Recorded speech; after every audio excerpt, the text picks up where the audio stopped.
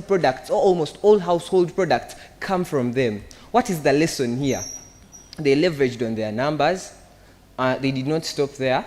They were intentional about it. They realized that they can leverage on the engineering talent they have to manufacture products, to be at the core of it. So, as I conclude, what did this innovation bootcamp, and why am I relaying on it so much? It was trying to create startup-ready engineers. What do I mean? They empowered young engineers to actually be creators and not just consumers. They took away this mindset of, okay, I might need to look for a job after here, but even when you're looking for a job, the world is now looking for creativity. You can't have creativity when you're not curious. I don't know if that makes a bit of sense. You cannot have creativity if you're not willing to have hands-on, if you're not willing to try out. There are various opportunities that are given to us, and in most cases you realize that we neglect some of these opportunities. Once I was there, I will quote, I think it was a gentleman called Mr. Donald, who said that right now, with the scaling and introduction of artificial intelligence, it is no longer also about cost of production or the production process. We realize that it is important, but then now we are also shifting. As engineers, do you consider something to do with branding? Are you well branded? I don't know if that makes sense. You have to now look at it from a perspective whereby it's now a product. You're an engineer who is going to be in position to create a product. You're not only an engineer who is going to be working somewhere. And if we create quantities in startups or we create quantities in makers from engineers, you believe that this country will not have high rates of unemployment. Why? Because the more you create, you're providing opportunities to other people. I don't know if that adds up a bit. The more you think about being a creator, you're not only helping yourself, you're helping other engineers who are still in the field and they are discarded because you are final year student, because you are third year student. I have people there in first year who are part of the top 5 of the innovation bootcamp. And these people innovated, 3 of them, I think 2 of them are doing civil, the other is doing biomedical. But their product looks at an electrical field. Having an open mind is key. So let us try to ensure that engineering in Uganda is not only theoretical but transformational, because the future will not be debated by existence, and do not let those who are not going to be in your future decide for you where to take it. Ladies and gentlemen, let's engineer our future. Chizito Abdul Rashid, President Kyambogo University Engineering Society. Thank you for listening.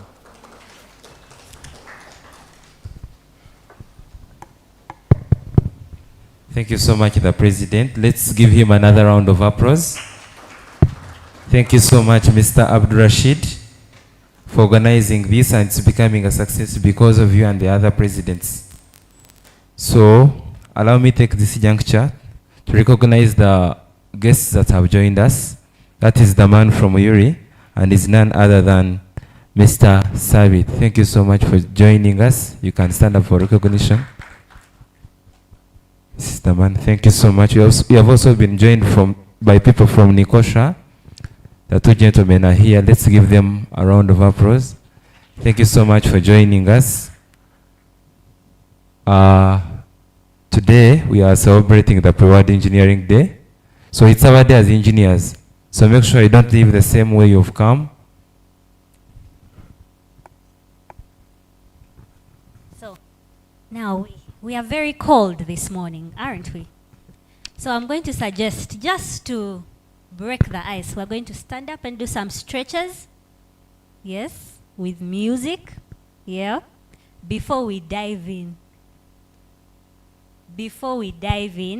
So let's stand up just to have some fun. Encourage your because it's our day as engineers. Feel free to stand up. Feel free to stand up. Stand up and stretch a bit. Kyambogo University, knowledge and skills for service. Yes, I've been informed that actually the link is out. So those that are unable to make it, you can send them the link and they join us via YouTube. Enfin je saurai où je vais. Maman dit que lorsqu'on cherche bien, on finit toujours par trouver. Elle dit qu'il n'est jamais très loin, qu'il part très souvent travailler. Maman dit travailler c'est bien, bien mieux qu'être mal accompagné. Pas vrai? Où est ton papa? Dis-moi où est ton papa? Sans même devoir lui parler, il sait ce qui ne va pas. Ah sacré papa, dis-moi où es-tu caché? Ça doit faire au moins 1000 fois que j'ai compté mes doigts. Hey. Où t'es papa, où t'es? Où t'es papa, où t'es? Où t'es papa, où t'es? Où t'es, où t'es papa, où t'es? Où t'es papa, où t'es? Où t'es papa, où t'es? Où t'es papa, où t'es? Où t'es, où t'es papa, où t'es?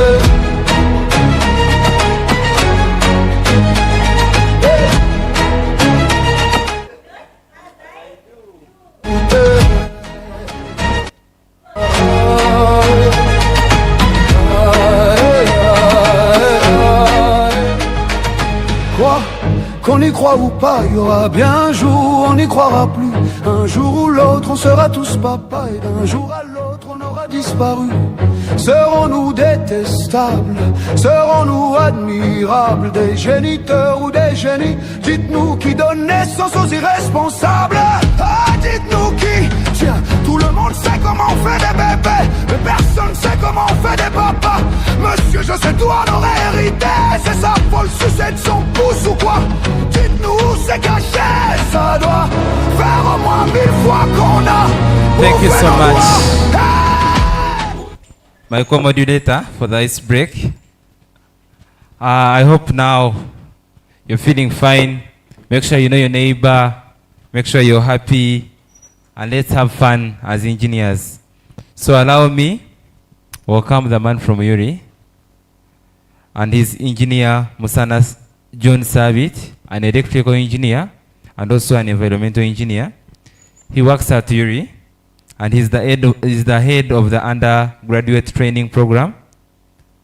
I don't know if he has come around with some other people, but he will tell us. So let's give him a round of applause as he comes. So Mr. John Savit, engineer, you're welcome.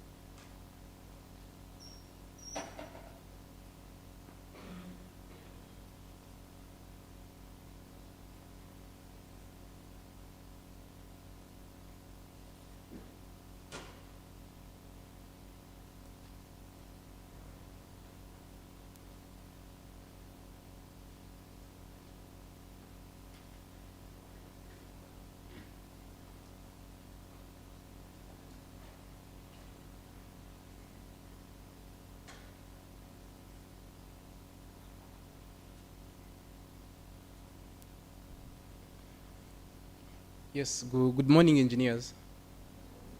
My name is Musana Sabit John. I'm an electrical engineer by training, but I am an environmental engineer. I also graduated from Kyambogo University in 2023.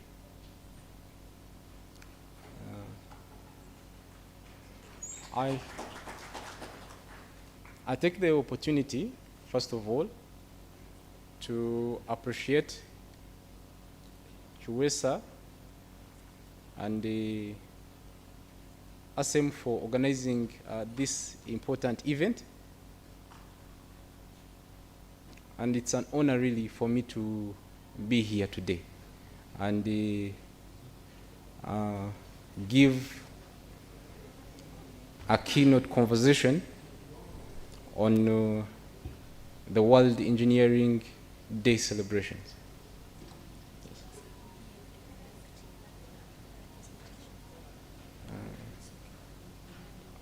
I can project. Okay.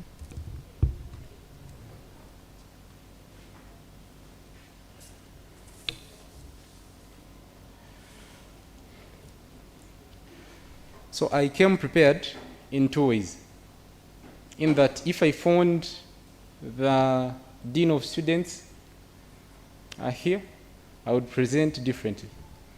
And if I didn't find the Dean of Students or the administrators of Kyambogo University, still I have to present URI differently, because it makes no sense to give information that is meant for Kyambogo University to students and the Kyambogo University administrators to students, and also it is not appropriate to bore students, engineers, young engineers, with information that is also not meant to be theirs. So I came prepared in two ways. So for those of you who don't know about URI, URI is a government parastatal organization that was established by Act 5 of the Parliament of Uganda, and we have a mandate to undertake applied research, develop, solicit, acquire appropriate technology for a strong, competitive industrial sector growth of Uganda. So our role is to spearhead industrialization. So my coming here, I'm out of the university system, but I interact quite a lot with products from institutions and universities. For those of you who have ever come to URI, we must have encountered in one way or the other through internship. And every time Kyambogo University engineers come to URI, we treat them as our very own. So having said that, once again, it's an honor really to stand before you for a presentation. I have to say that as a young engineer, there are 4 stages of development. I remember my first experience when I went to URI in electrical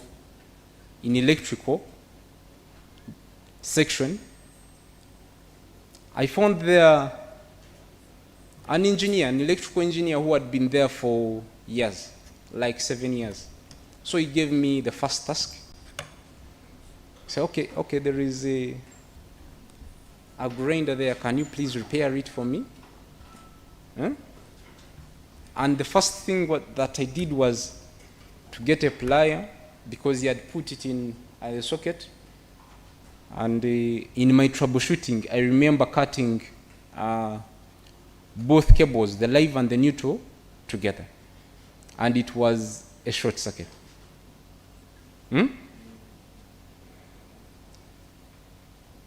What am I trying to drive at? When you are an engineer, when you are a young engineer, let me say the way how you said it. When you are a young engineer, there are stages of development that you're going to go through. And that is what I've just talked about is the first stage. You have the aspiration, you're young, you have a lot of information with you, you want to experiment each and everything, you want to do what you don't know, you don't know, what you know, you know. But you are a young engineer. Not so. What you know, but you can do. What you know, you know. What you don't know, you don't know. So within that stage, it's so crucial that you take that stage. There is that knowledge that as a young engineer you have. Yes, you're not an expert yet, but you have that knowledge. In you, there is a drive that you are an engineer. If you miss a stage of experimenting, making those errors, making those errors, you're going to be, there's a fear that is going to develop in you if you don't, at the moment, when you're still at university, at the moment, when you cannot remove that fear out of you, of that curiosity of trying to open anything, to find out why, to assume that you're doing the real thing even when you're not. That stage is there, and it's so important that all of you who are here inside, you have to go through that stage. On the second stage is when now you are, yes, thank you.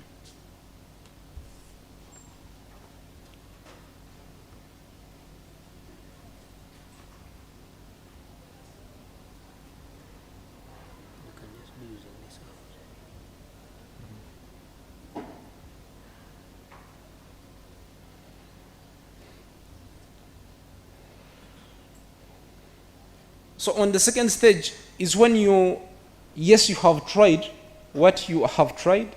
Now it is a stage when you have to do some simulations. There is a stage where you will fail to do. You have a lot of information, a lot of notes. You have to, maybe at that stage you need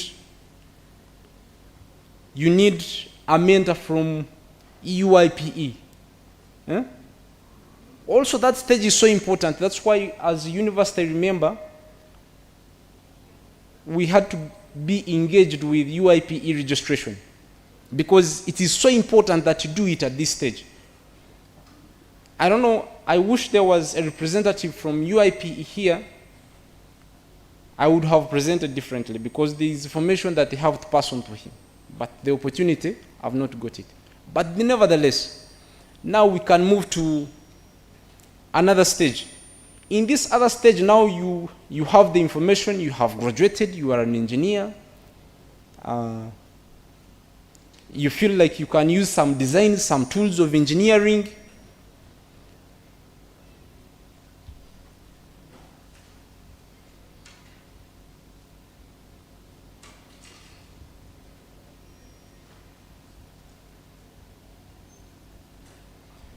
You are developing that level of competence. You can work alone with minimum supervision.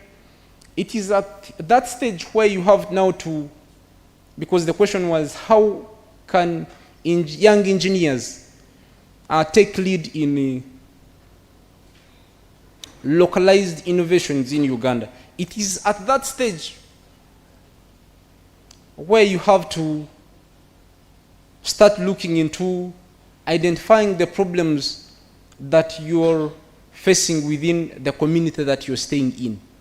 Now that's where your engineering comes out. That is where you have to use those methodical, science, mathematical, engineering tools in design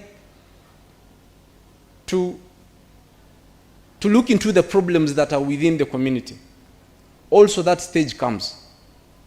And you have to embrace that stage as well. You are a graduate, you have the information, you can access industries, you can be able to communicate, you can think critically.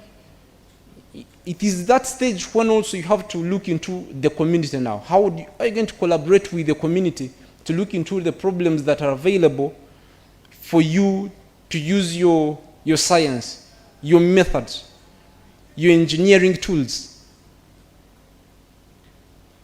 to provide a solution? To me, that stage, I called it a conscious competence. It is a practical stage when you have really to execute. So within that stage, it's so important that when you look into these problems that are within the community, because we are looking at localized innovation. I'll give an example. Do you realize how expensive potable water for drinking is? They say a person is supposed to drink 2 to 3 liters of water a day. But do you realize that water is so expensive? If you want to drink water, just half liter of water, you need 1,000. If you want to drink a liter, you need 2,000. If you want to drink 2 liters, you need 4,000. If you want to drink 6 liters, you need 6,000 in a day. So that itself is a problem. So as an engineer, it is that moment when you're consciously competent. You have to indulge yourself in looking for solutions for those problems in the community where you're staying. So you can imagine Uganda, which has a population of over 40 plus people, millions. But everyone has to take 6 liters of water at 6,000. It is already a problem. It is a local problem within our community. We shall not import water, for example, from Kenya to drink here in Uganda. Engineers, chemists, this is our moment to think, to put our heads down and find a solution for a problem.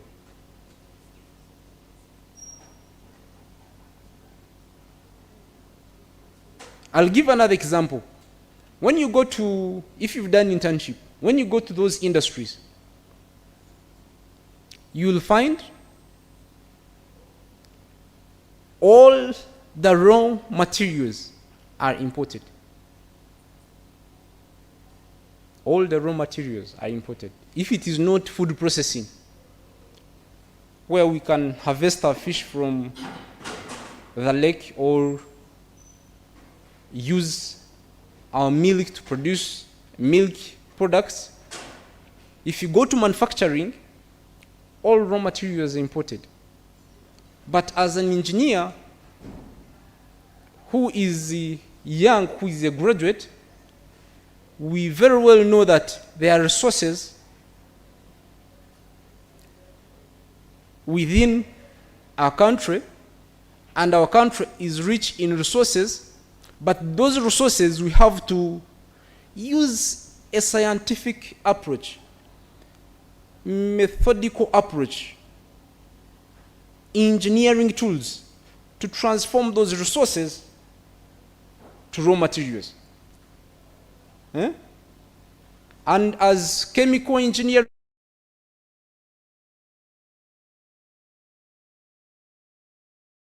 a composition to fit at a level of a raw material that can feed an industry. It is a problem. It is within our community. It is reality. at this stage, you're competent enough to look into solving those problems. As we venture into innovation, as young engineers, localized innovation, one thing that we are forgetting, I've seen engineers innovate, but for me, I believe, what is the missing link here? Members, all of you in this CTF building, you are innovators. All of you, you are creative. You're innovative. All of us, we are. But what is the missing link? When we go to innovate, we fail to bring our innovations to make an economic sense. It is easier to innovate something that at the end of the day no one needs to put funds in. Very many have innovated. The president has just told us that there are engineers, civil engineers, who did innovations in the electrical fields. But the question is, to me, where I find it is the missing link, is that innovation making economic sense? Is the innovation making economic sense? And that is where our entrepreneurship skills have to come in. We have to be innovative as we are solving these problems, but the innovation should trigger the economic sense. Because if there is no economic sense in the innovation that you are taking, then it will not make economic transformation. Yes, you will innovate something, but yes, it is an innovation. But who needs it after all? Perhaps yourself, you're not seeing a future with it. So if you're to move into innovation that makes economic sense, you cannot work alone. You cannot work alone. You need your colleagues, your fellow engineers, not only from your course of chemical engineering. You need those from civil, you need from mechanical, you need social scientists, you need all those professionals, you need them. If you want to bring your project to make an economic sense, you need them. Because you're going to be, you are a chemical engineer, let's say, but you're going to innovate something that requires an environmental engineer. You're not going to be everything. And also that stage beats so many innovations. So it is at this point that working together makes sense. You bring your expertise, I also bring my competence, we co-think, we co-learn, we co-finance our project, we push it together.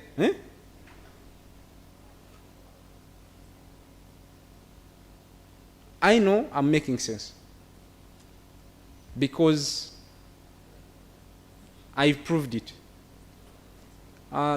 It was last year in August, there was an exhibition at UCU. Sorry to say UCU when I'm at Kyambogo, but I gave the same remarks. And that was August. In November, we have over 12 UCU trainees who have innovations with URI that are attracting funding.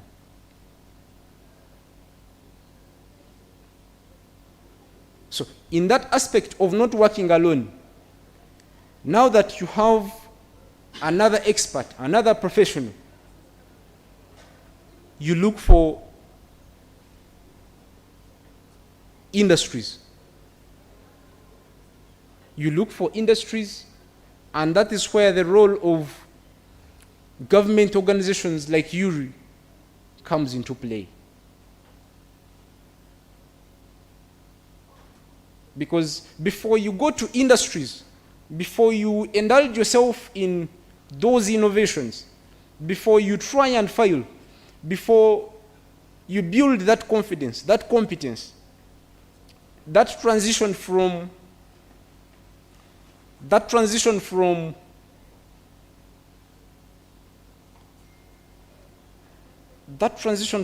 I'll say a young why are we calling it young engineers in the first place? Why young engineer? Yes, the topic is vital. It's not just an inspiration, it is a necessity. So in that transition, you're going to find so many challenges: denial, resistance, exploration. But at the end of it all, you have to be committed to what you have started. When you're in the stage of denial, you'll be like, but whatever I'm doing maybe will not work. And that stage is when someone chooses to go and start a business and does supplies if they have capital. But the engineers, because they failed to transition from the state of denial, because when you're in engineering, you have to think critically, you have to analyze, you have to use engineering tools, you have to use the science. So when you are alone and that state of denial comes, you start feeling like, what's wrong with me hitting the market with capital and then I start selling passion fruit? You'll feel that moment coming, that voice telling you something in that line. It will come. But if you're together, if you're collaborating, if you're working as a team, where the idea seems to be very complex, another person can bring a mind, and then it is relief which can take you to another stage. This is when, if you're dealing with industries, URI will come in, provide support in one way or the other, give you training. But if you're alone, you say, yes, I am a chemical engineer. Our president has talked about 700,000 graduates every year, but only 90,000 jobs exist in our government system. And 87% of all the graduates never get jobs. It is a problem. Why? If you find a good percentage of the 87% who are failing to get what to do, to innovate, in most cases they are alone. Someone has completed a course here, is alone somewhere. But if you are a team, the more time you stay together, that commitment of, let's say, let us do this, it will work, let us push together, it will yield a result at the end of the day. So you have to come together with your knowledge, with someone else's knowledge, and put it together if you are to be innovative, if you are to bring the economic sense, if we are to have an economic transformation. Talking about resources, sorry to go back about the issue of resources. We have a challenge with the resources in our country. Most resources are exported when they are raw. And the value chain in adding value to our resources, if it is broken, that is where we lose the jobs. I'll give an example of cotton. There are places where they grow cotton. A kilogram of cotton is sold at 2,000, and it is imported at that stage. They go and do a small treatment using a chemical process, They bring it back when it is packed. You go to a pharmacy, you will find it at 40 if you want to use cotton. The resource we have. But because we have broken the chain of adding value to the resource, then the unemployment, there are no jobs at the end of the day. But when this raw material is, this resource is taken, let's say for example to China, to India, eventually you'll find that Indians are employed, Chinese are employed, because in that process of adding value to the resource,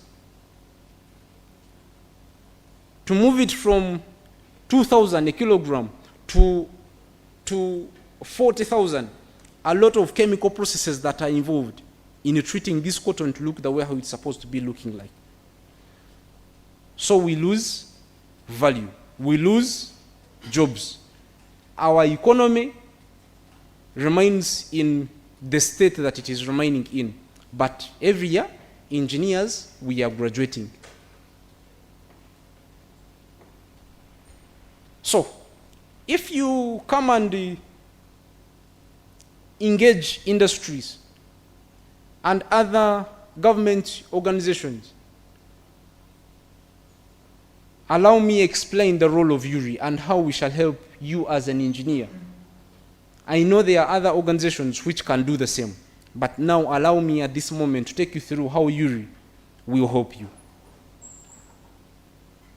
We have what we call value addition. In value addition, we add value to the resources, and for you as an engineer, you need to come and take part in adding value to the resources.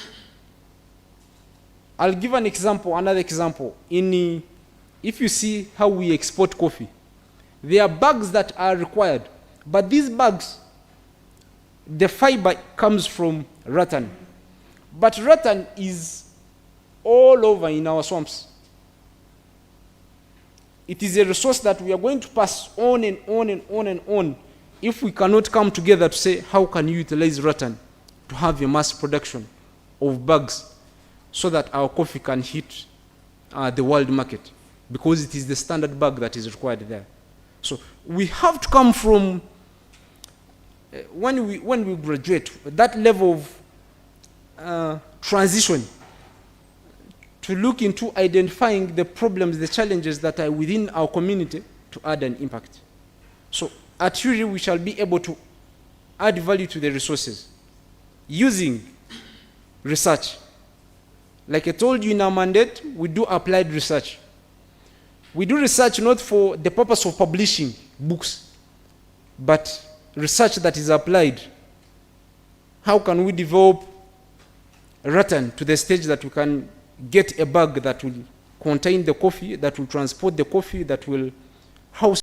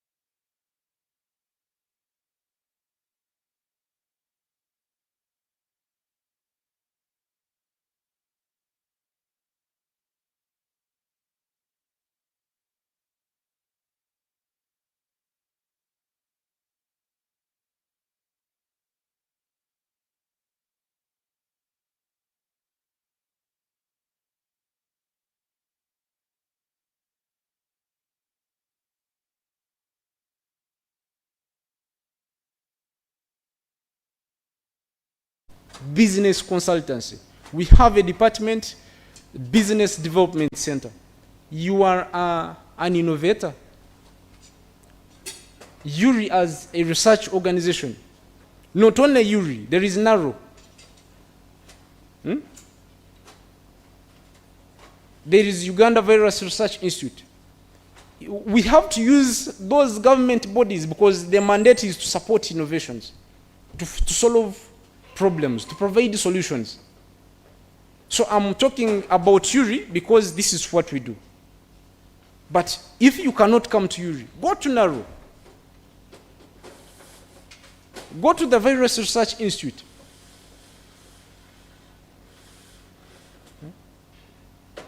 Go to the Atomic Institute of Uganda. Go to UNBS. Go to URA. Go there. Go to UNRWA. Go to WACS. Yes?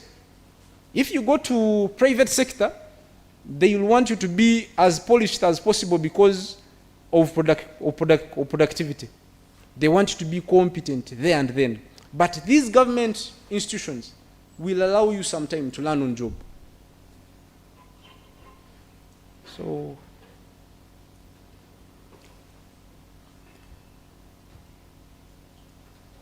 the last that I would say, the support that you're going to get from URI is if you're in innovation, in technology development, you're going to use the equipment that's at URI, the machines.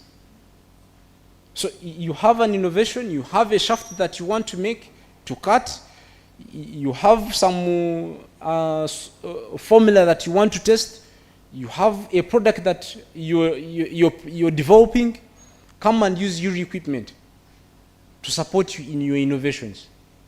The beauty with our local innovations is there's nothing that you're going to import after all. The resources we have, the technical expertise we have, the machines are already imported. Now can you get out of that, I don't want to say comfort zone, but that level of, I would say, denial that you cannot do it. Come to URI, engage us. If you see that URI has supported you to some extent, and it has reached at a point that it cannot support you anymore, can't you carry your project to another area where they can push you from that stage? Because now we are in how are we going to do it. Everything that I've tried to talk about is practical, is what we do.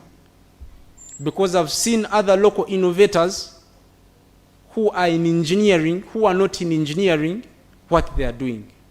So I'm trying to answer how. So that the next time when we are coming for celebrating World Engineering Day, we don't sit here in this room. We be all over the compound looking at your innovations,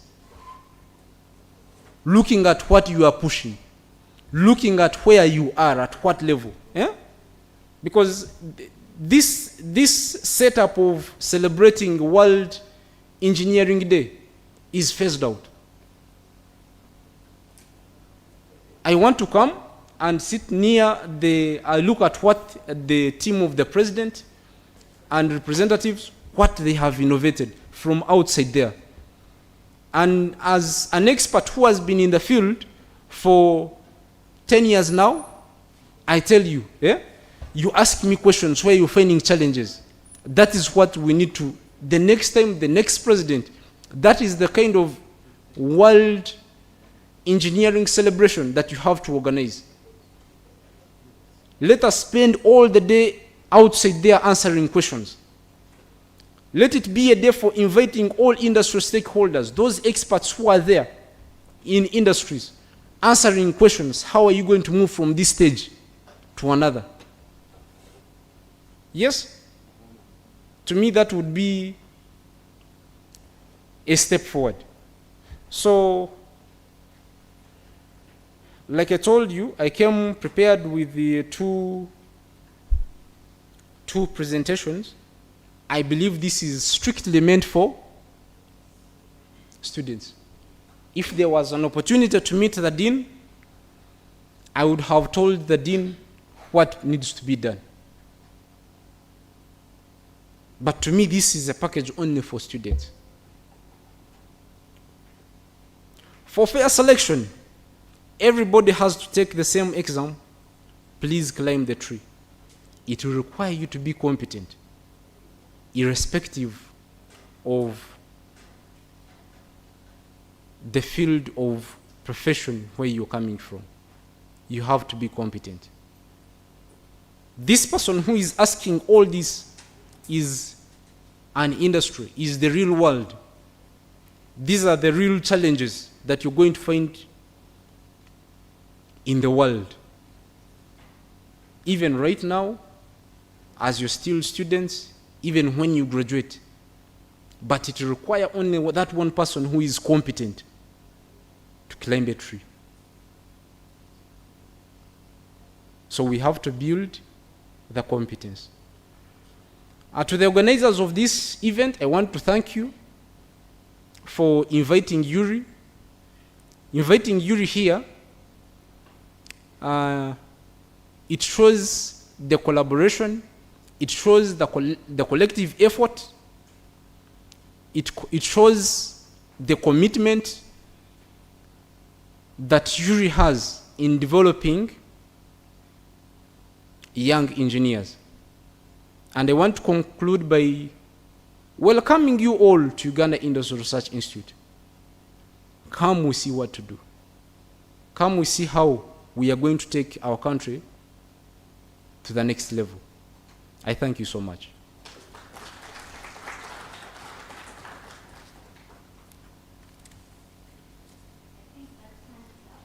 For you and me. Yes?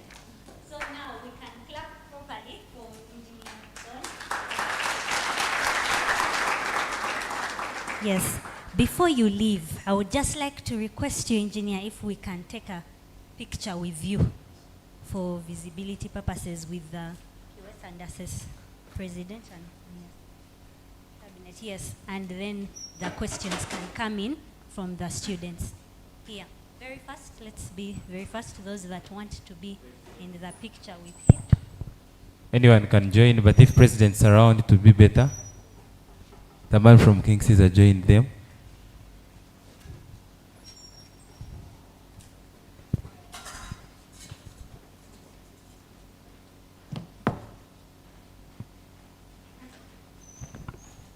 You people should smile.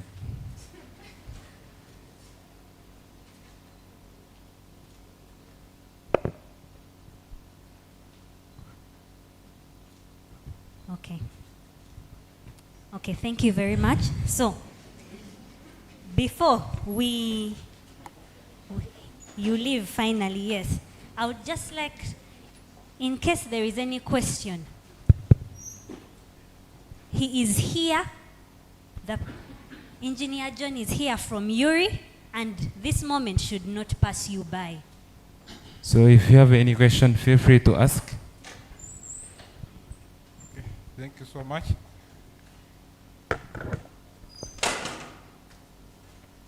Yes, good morning, learners.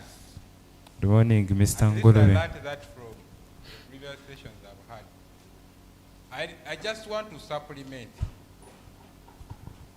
and I'm not asking any question. I really want to thank Engineer Musana, because I knew I would not get any other opportunity to speak about him. I want to thank Engineer Musana for making it here. For the students who are here, this is your privilege. If on a scale of 10, you have got the best, it is not easy. It is not easy to have Engineer Musana here to speak to you, to talk to you about value addition, a program that is running at Yuri. Personally, I've been following it because of recent, I think they were even in Mbale, and there was a transverse movement of Yuri on how to add value onto products. And this is exactly what you and me needed to do now. I also want to appreciate him that at least me, by God's grace, I've had a chance to train under his leadership. He gives the best. Surprisingly, Kyambogo, you have all the odds to get it. He spoke about competence. This is not my first time to hear about competence from him. Even when you go there, the people there, they will tell you about competence. Even where I did my last internship, I spent 5 hours studying about competence. So you can now imagine how much that thing is needed from you so that you are able to become the engineer that the field will need. Members, right now I'm speaking as a finalist, and I know there are those who are in year 1, year 2, year 3. Uganda Industrial Research Institute gives the best. If you get an opportunity to go and train from there, I know you're going to interact with him. I'm a testimony of him. The second place where I did my second intern, my last intern, it became a go-through because all the skills I needed, I ran all their machines. So I want to say this. If you get a chance to go and train from there, please give it all your heart, and we appreciate him and the team for always collaborating with Kyambogo. Thank you so much.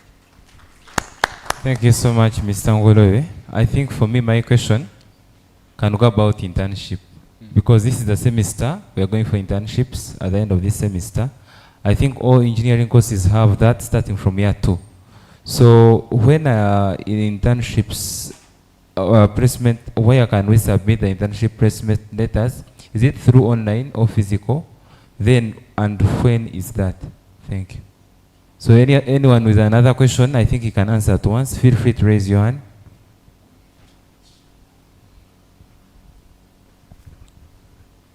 Good morning. My name is Hizwi John Bright, second year student chemical engineering.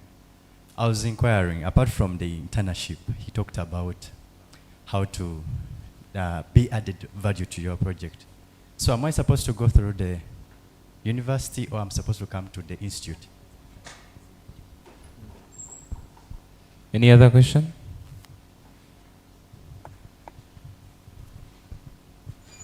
Thanks so much. Charles Okia, Civil Year 4. Maybe I would like also to get extremely clear on, apart from the inventions you've talked of and maybe internship, how about like for my part, like final year project, can I also have access to your laboratories, do my material tests, something like that? Access possible? Thank you. Any other person? I think that's all the questions.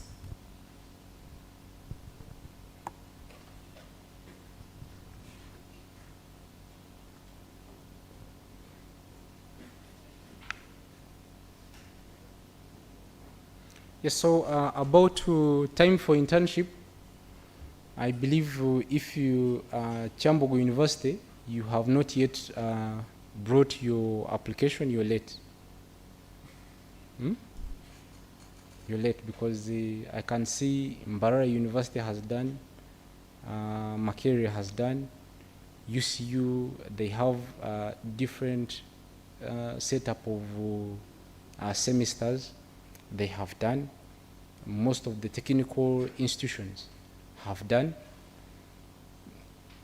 You should be also able to do it. Through the dean of the Faculty of Engineering, me, I would advise that through your leadership, they choose, let's say 10 from every course. That can go to around 60 students from Kyambogo University. Yes, from oil and gas, from chemical, from mechanical, from electrical, from... They forward those names to Uganda Industry Research Institute, and there will be a response. So this is the time if you're to do it, because already other sister or brother universities are already doing it. So if you've not yet done it, please do it. It's this time. Right? I think I've answered that one very well. Hey, even if it is today, even if it is tomorrow, this is the time.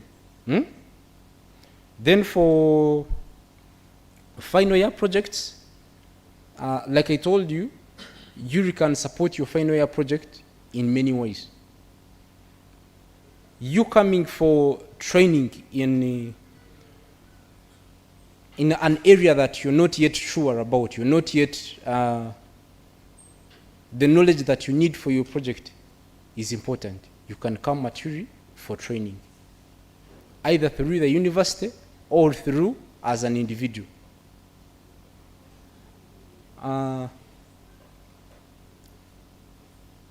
Another way URI can support you, if you're developing a project and you want to use the machinery, the equipment that we have at URI, you can come at URI either through the university or as an individual. Why I'm saying through the university or as an individual, we have an MOU with Kyambogo University. Yes? And I thank Honorable Wilberforce here. He played a vital role in spearheading that MOU. So that whenever Kyambogo University students want support from URI, they get it. So as an individual or through the university, either way. So it is through training, through using the equipment, through using our labs for testing your sample. Yes? The only thing you have to do is to write to the executive director of Uganda Industry Research Institute, right? And you explain why you need that support and what exactly you need. Yes? So that it is easy for the management at URI to allocate and say, this one, the right person, the right section, the right department where he's supposed to get what he needs exactly is this area. And the moment that is done, you'll come at URI, we'll communicate to you, you'll come at URI, we give you all the support you need, even more than what you have asked for. Why? Because, why do we do that? It's because we spearhead industrialization. And you cannot spearhead industrialization when you don't have trained, skilled engineers who will run the operations. So when you come in that angle, we will support you because we know in return you will contribute immensely in line of spearheading industrialization. So your question, as an individual, take the initiative. Come at URI as an individual, as a university. Go to your dean, explain exactly, because you have an MOU, what you want to do with URI. Push that application, push that request, but you're writing to the executive director, URI. It is important that you deliver your application by hand. Let it be typed. Physically, bring it. Also, the online option is there, but the online option, we serve the whole region, East Africa.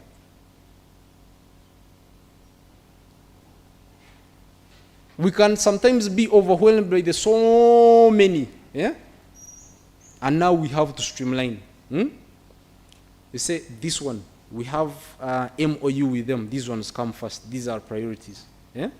So if you come, for example, through online, and you find the online system is overwhelmed with application, with requests, with a whole queue of requests for assistance in innovation, in anything, name it, in training. A person who has brought your application to the receptionist and it goes straight to the executive director, you have explained exactly what you want from URI, it will be a shorter route. So, leaders of this kindly engage with the Dean of the Faculty of Engineering to at least 60, minimum of 60. Why 60 is because we can accommodate more, but also Makerere has put. Mbara University has already sent 20. Also, vocational institutions, they have sent. So at the end, you can imagine, like, in a stretch of a year, we can support over 1,400, 500. In terms of training, in terms of innovation, in terms of supporting projects, in terms of utilizing machines, our expertise, 1,400. Not any other government organization is doing that, but we do. Why? We are spearheading industrialization. The population is increasing, we need productivity. You cannot do productivity without skilled manpower, and you are the ones who are asking for the skills. Then you will get them. I think I've answered the questions. Any other last question? Yes, sir. You can speak, you can speak. You can speak. You can speak. I know you can speak. Yes.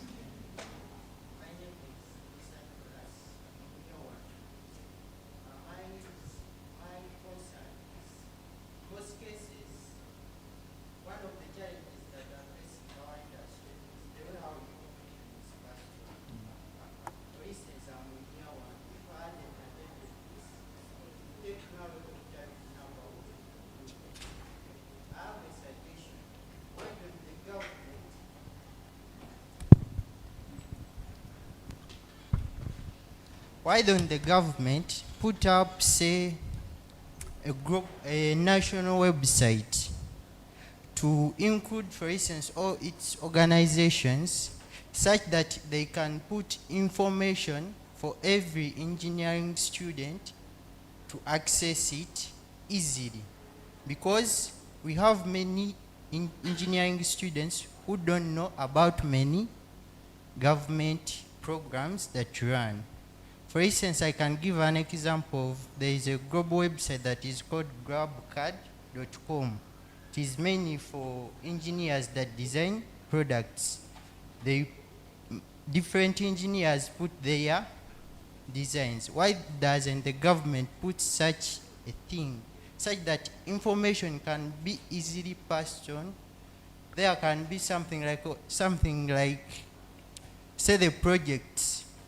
If a final year student has done a project, that project can be put on that website, so such that even these ones who have just joined the system can see it and get an inspiration, such that they can either start on it and improve it, instead of every time we are to innovate something, we have to start from down. So if there was such an opportunity, say a final year student of 2023 designed something, but on a wet field, someone from here on can get an inspiration. For example, for me, I may not get a chance to go to URI for now, but by the time I reach year 3, I would have got an inspiration and I've been building. Such by the time I reach year 3, I'm well baked and I'm ready to go on with the innovation. Thank you.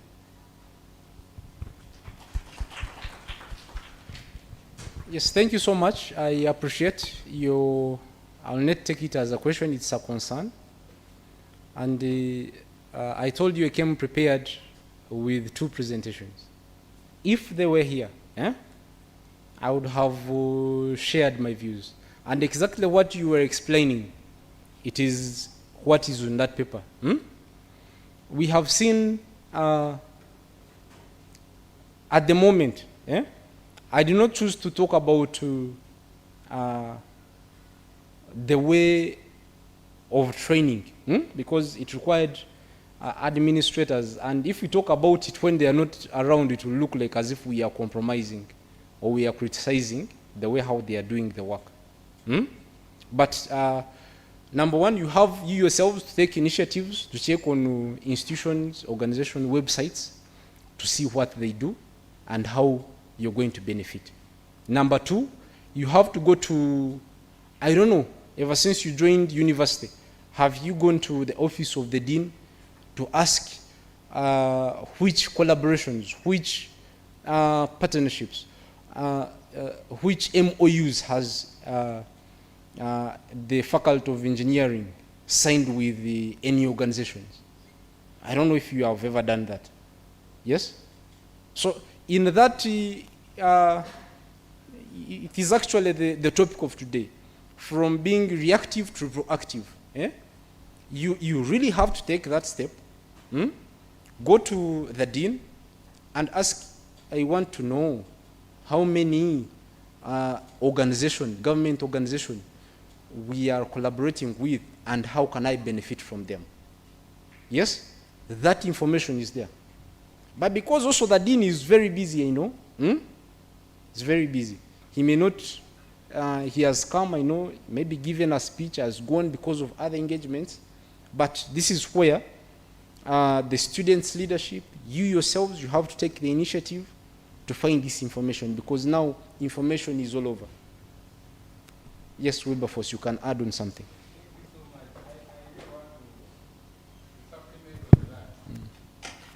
Engineer Musana has spoken about the MOU that Kyambogo has. In the context of engineering, there are so many, and one of them is for URI. So, as students, I want you to know this. All the information you need is with the student leaders, and we especially the ones for engineering. And this, I will make it very serious. With the president of CHUES will have this information. The criteria of you reaching URI, how is it? And it will not change. The university always recommends students. And that is it. So, and who will dispatch the information to you? The president plus his executive. So, the president plus the executive, they are going to go on and select on each course the total number of the students that are going to be taken to URI. You as a person, when you take your application, they always consider the one recommended by the dean, because they always have the what? The MOU. The problem of the information dispatching, one, look for information within the associations you have right now. That is where the information is. 100% sure. Kyambogo has signed now so many MOUs. This one of URI, I know. One of the most recent, the one I left when I was just a president, is for ECOP. That was very published. And we have beneficiaries for ECOP. That I know they are there. So what I'm saying is the information will be there, engage with the president, plus his executive, everything will be okay. Thank you so much. Okay, thank you. Thank you so much to Engineer Sabiti. Thank you so much to all the students. One more time, let us just give him a round of applause. Yes, thank you very much. That has been really, really insightful to us. And right now, we'd just like to hear, we have heard from an industry expert. So we'd like to also hear from students in line with our theme to tell us how can we bridge this gap. So we are going to have a panel of, I'm just going to call them out, yes, so that they get here, since our time is almost fast spent. So the president of ACES, Mr. Ethan, we're going to have, yes, friends, we clap for them as they come. Yes, we have the president of the Kyambogo University Engineering Society, Honorable Rashid, yes. That is the GRC Faculty of Engineering. Let's give him another round of applause as he takes his seat. Okay. Then we have one of the student leaders from the Department of Civil. We're going to have Honorable Benjamin. And yes. he's in charge of the finance department. Oh, yes, of the society. Then we are also privileged to be joined by not just engineers, but we also have the GRC of the School of Built Environment. So we have Mr. Sasira, yes. He's Asasira Inchi. Yes. The GRC Sobe. and she's the former head girl of Weranyanji. Yeah. Then we also have Edward Agawa, a civil engineer, year 3 student, and he's also a good president aspirant. Let's give him a round of applause as he takes his seat.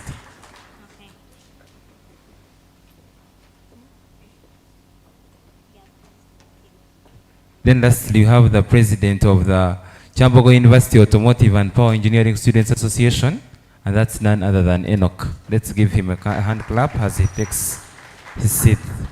Then the modulator, she's called Ashawa Liza, the speaker of the Kyambogo University Engineering Society. Thank you.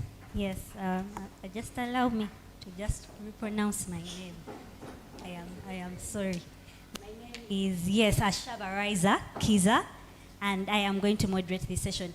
And I just want us to build as we start from where Engineer Sabiti left off.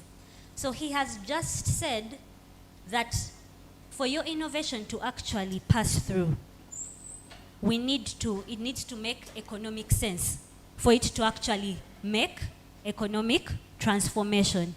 It goes beyond the circuit. Is that, will it work to, is there economic transformation in Uganda because of it? Is it relevant for the citizens of Uganda, for the communities of Uganda?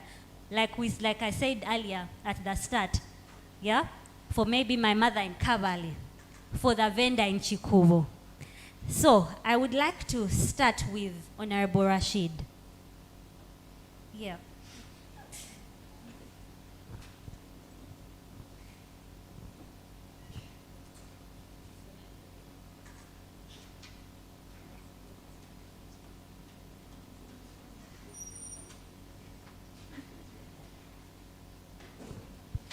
Thank you. To Honorable Rashid. You have worked on projects, actually. I think your team was one of them that went through for the engineering boot camp. And I think it was one of the most diverse teams. Yeah. If I remember correctly, you had an environmentalist, yes. You had a person from IT, yes. You had an electrical engineer, a civil engineer. Yeah. And that embodied what Engineer John has talked about, teamwork. That it is not just about us as engineers. So from your experience, how has teamwork across different engineering fields strengthened the projects you are part of? And what role do you see QS playing in fostering this kind of interdisciplinary collaboration so that our innovations don't just work technically, but also make economic sense for Uganda? Yeah. Okay. The moderator and the other panelists and our guests, thank you very much for being here up to this time. Just for context, yeah, it's true, as part of the Innovation Bootcamp, and my team happened to reach the finals with a product. It wasn't really a product because we didn't really prototype it, but the idea behind it was to deal with waste management. And when we talk about waste management, we are talking about hygiene, we are talking about sanitation. However, at first our product was looking at sanitary waste, then it grew. We realized that there is a gap after engaging with some industrialists and experts. It grew to a level whereby now we were thinking of how do we get it from sanitary waste to diapers? Because when you look at the context of Uganda, you realize that of recent, you will see very many diapers being disposed of. Not just being disposed of, but poorly disposed. What do I mean here? So this poor disposal, these materials that are the composition of this are non-biodegradable. And you know how that affects the climate and how it can cause pollution. I think that makes sense. Now, being on a team that had someone from civil helped me understand something about structures and, let's say, construction for, let's say, the hardware. Me being an electrical engineer, because from engineer, I now brand myself as that because he said we should not call ourselves young engineers, because to give yourself context. So I think about things in a digital sense. How are we going to digitize this? Because when you digitize something, you're creating convenience. Then we had someone in IT, still, that is the digital aspect. Then we had someone who is from the Department of Science, Physics, workability. When you integrate all that, you're bringing together brains that are not solving just a problem. These are brains that are looking at an ecosystem. Now, the financial aspect. You realize that even where you want to work, let me give examples of different companies. This is someone's business. They are producing a product. So, in any sense, if you want to produce something, how are you going to optimize it to a level where it's now of a lower cost, or whereby we are not incurring in a lot, but then we are getting out maximum output? That is the real definition of an engineer and what you're supposed to do. You're supposed to think about, I am taking it from now what engineer talked about, that how can we use how can we embark on our readily available resources to maximally utilize them? Because what does this mean? It means that you're taking charge of the resource value chain because it is very lacking. I'm trying to build on what he said because I believe most of you didn't give it a context. Now, we have various concepts in engineering, but we do not contextualize these concepts. We don't give, that is why our theme was based on local innovation, because we want to tailor solutions to our local problems here. Ladies and gentlemen, this is not Silicon Valley. And our problems begin with us now. They begin with what we have here. So it's very critical for you to analyze. That's why when we were working on our project, initially it was something that translated now in what is happening in Kampala now, what is happening where people live. And we found out a challenge that now babies are very many. Statistically, we found that I think it was 300,000 diapers that are disposed every, was it minute? Yeah. So when you don't have a control on the resource value chain, there's a loss in value, because the more you add value to a product, the more you make it scalable. Another thing is, now, if we can curb that gap, if we can now bring in people in an ecosystem, an entire ecosystem, I can work, let's say, with a civil engineer, I can work with a chemical engineer who understands now the chemical composition of, let's say, the waste that I'm trying to decompose. Because the question was trying to relate to my project, then to how we can balance it with interdisciplinary engineering things. So, what does this do? It means that when you're creating a product, when you're prototyping and all that, you might need, let's say, 4 people, or you might need a team of 6. But when you want to scale, when you now think about it in an economic perspective, you need to buy people's time, you need to employ people. Now, the loss of jobs is being what? Is being capped down. You're trying to now reduce it. So, I think that is important. Now, as I conclude, because we don't really have a lot of time, as a society, what can we do? I've had the questions that have been being asked to the engineer, and I've identified something. People constantly claim that they don't have access to this information. But you realize, okay, I don't blame them, because we've been in a traditional setting whereby people think that they're supposed to be given everything. From class, that lecturer is going to give you notes, you go back, you read those notes, you pass. You know, it has been generally like that. And for that traditional setting, if you want to evolve as an individual, you now have to start looking out for opportunities. No one is going to tell you, no one is going to come and look for you and tell you. No, the government is not going to come and say that now, even when it advertises, because you have not put yourself in position to access this information, it is going to be very hard for you to actually access it. I don't know if that makes sense. Because even if we put these things on society handles and you're not interested, you're not going to find this information. Because people will see it and be like, now what do these people want from us? Because their minds are tuned to, I'm only supposed to attend lectures, graduate and go. I'm not supposed to expose myself to other things. That is the problem of having a closed mindset. So, in this bid to redefine mindsets, kindly, as an individual, it begins with you. First, work on yourself. The information is not going to find you where you are. Now, imagine we had this engagement and people knew that we are going to bring people to talk to you about important things. But there's still people, the Faculty of Engineering has over 3,300 students. Why isn't this room full?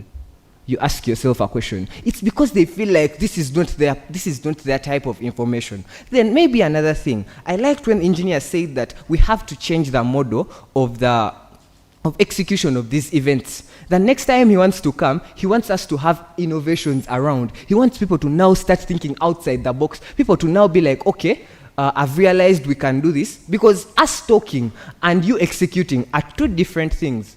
We are going to say these things, you're going to go back and you're like, these people spoke well.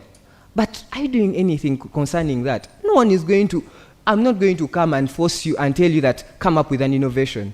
The main reason as to why we were finalists in that, because my team was comprised of my speaker, is because we wanted to set an example that even in leadership, you can lead as an example. You can actually go and work on a project and you reach the finals. There were over 150 teams, 13 on the finals, and we received the year one team as the 5th. That is what I was trying to build on. No, that was a year 2. So, and those are the leaders we are trying to talk about. So if they can do it amidst their busy schedules, because when you're in the society, you're really busy, they can attest. Then how about you who has a lot of time? You don't have a lot to lose. Give it a go. Do your best. Has any of you ever thought about approaching Yuri to ask them, who told you that they will chase you and they will say, we are not going to give you a tour?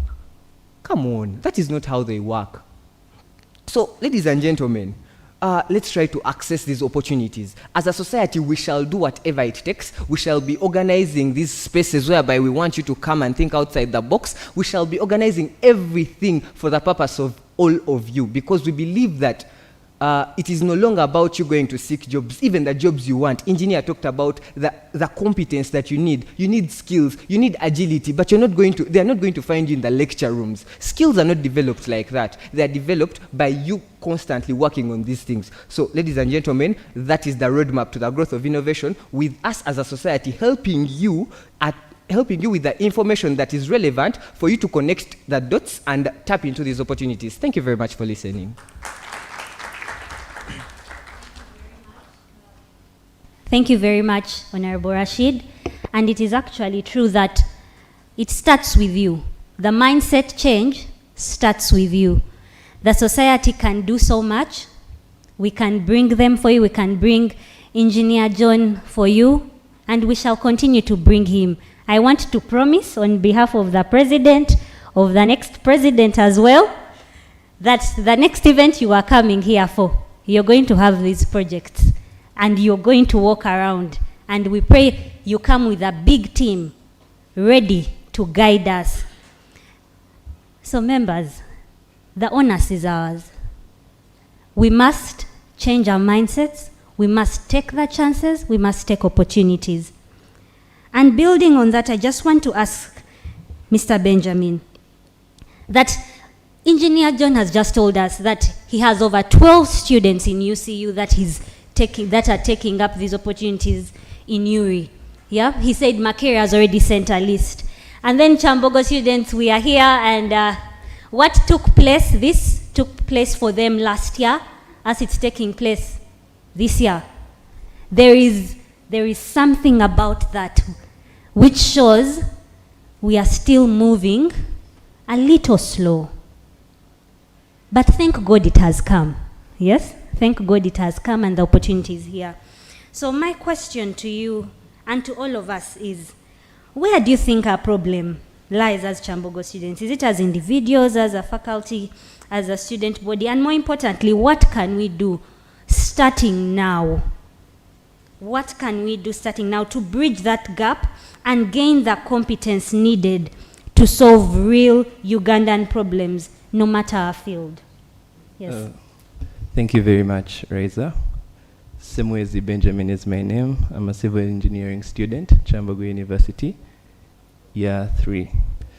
The question that has been given to me, I would like to benchmark from the previous speakers.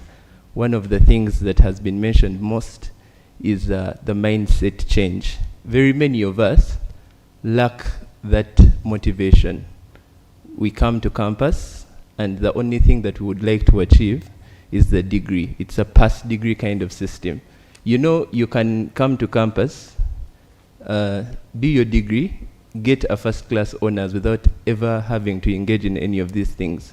But it is a personal initiative to all of us to see that we engage in this innovation, because this innovation does not add adds value to you, but may not necessarily be a prerequisite for your degree.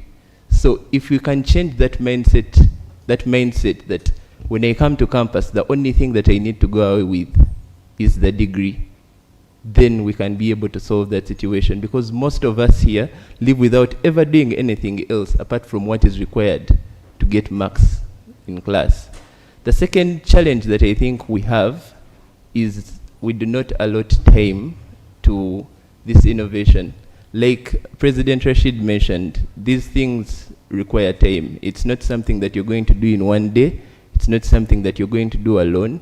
You need to gather a team, gather information, and then you can be able to start on it piece by piece. But most of us, the moment the lectures are done, we start looking for the next location. Location 1, we go Bandali.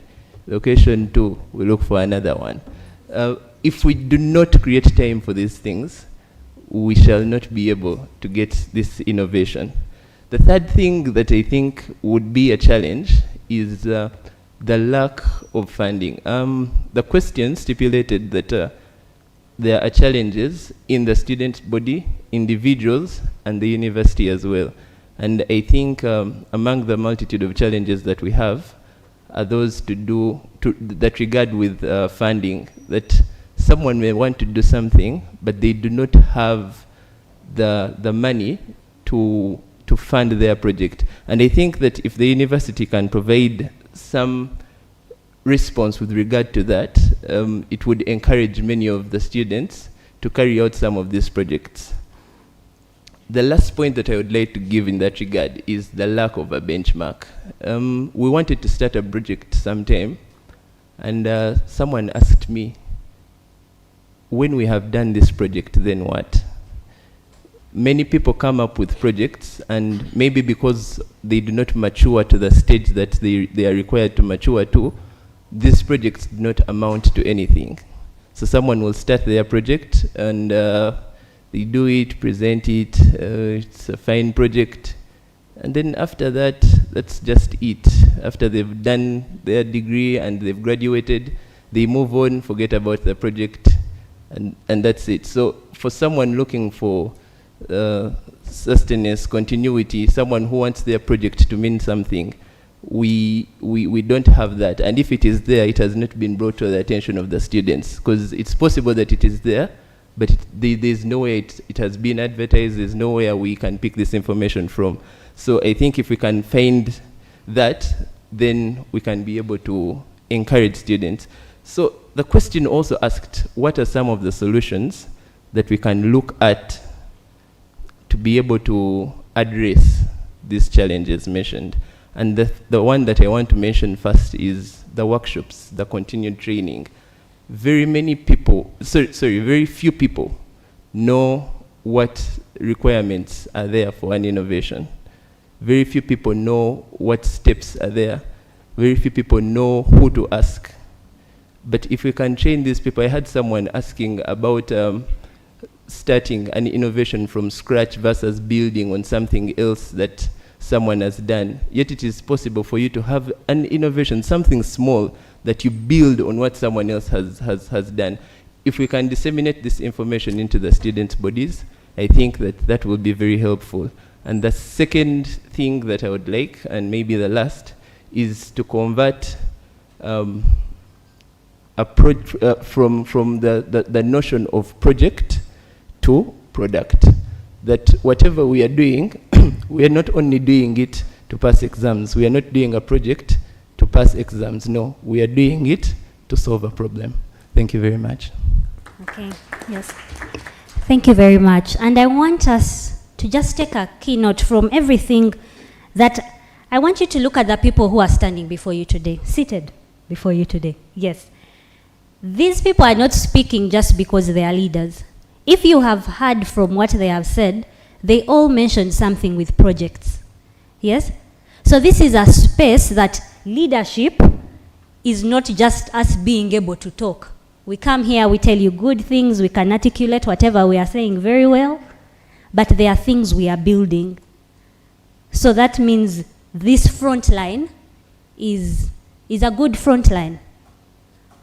So what they are saying to us today, even to me myself, it is not just because they are leaders in certain spaces, they haven't earned their positions.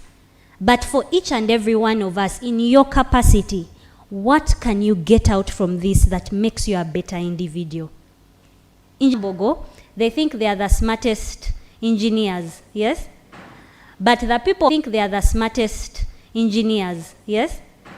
But the people at URI who are actually designing for economic transformation are the ones that got into UCU.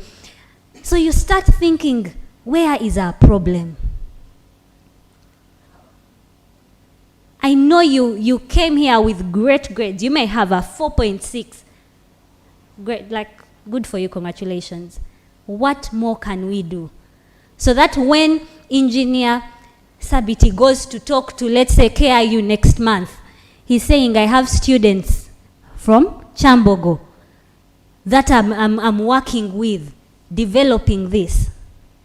Because if we are the smartest, really, let us see it in the real world. From engineers a lot. Thank you so much. Once again, my name is Yinchi, not Inch, but Yinchi with a Y. I am a student of quantity surveying, also known as building economics. I'm a year 2 student. And I am really grateful for the question because this really tackles, I think, the most challenging problems that we face in the field.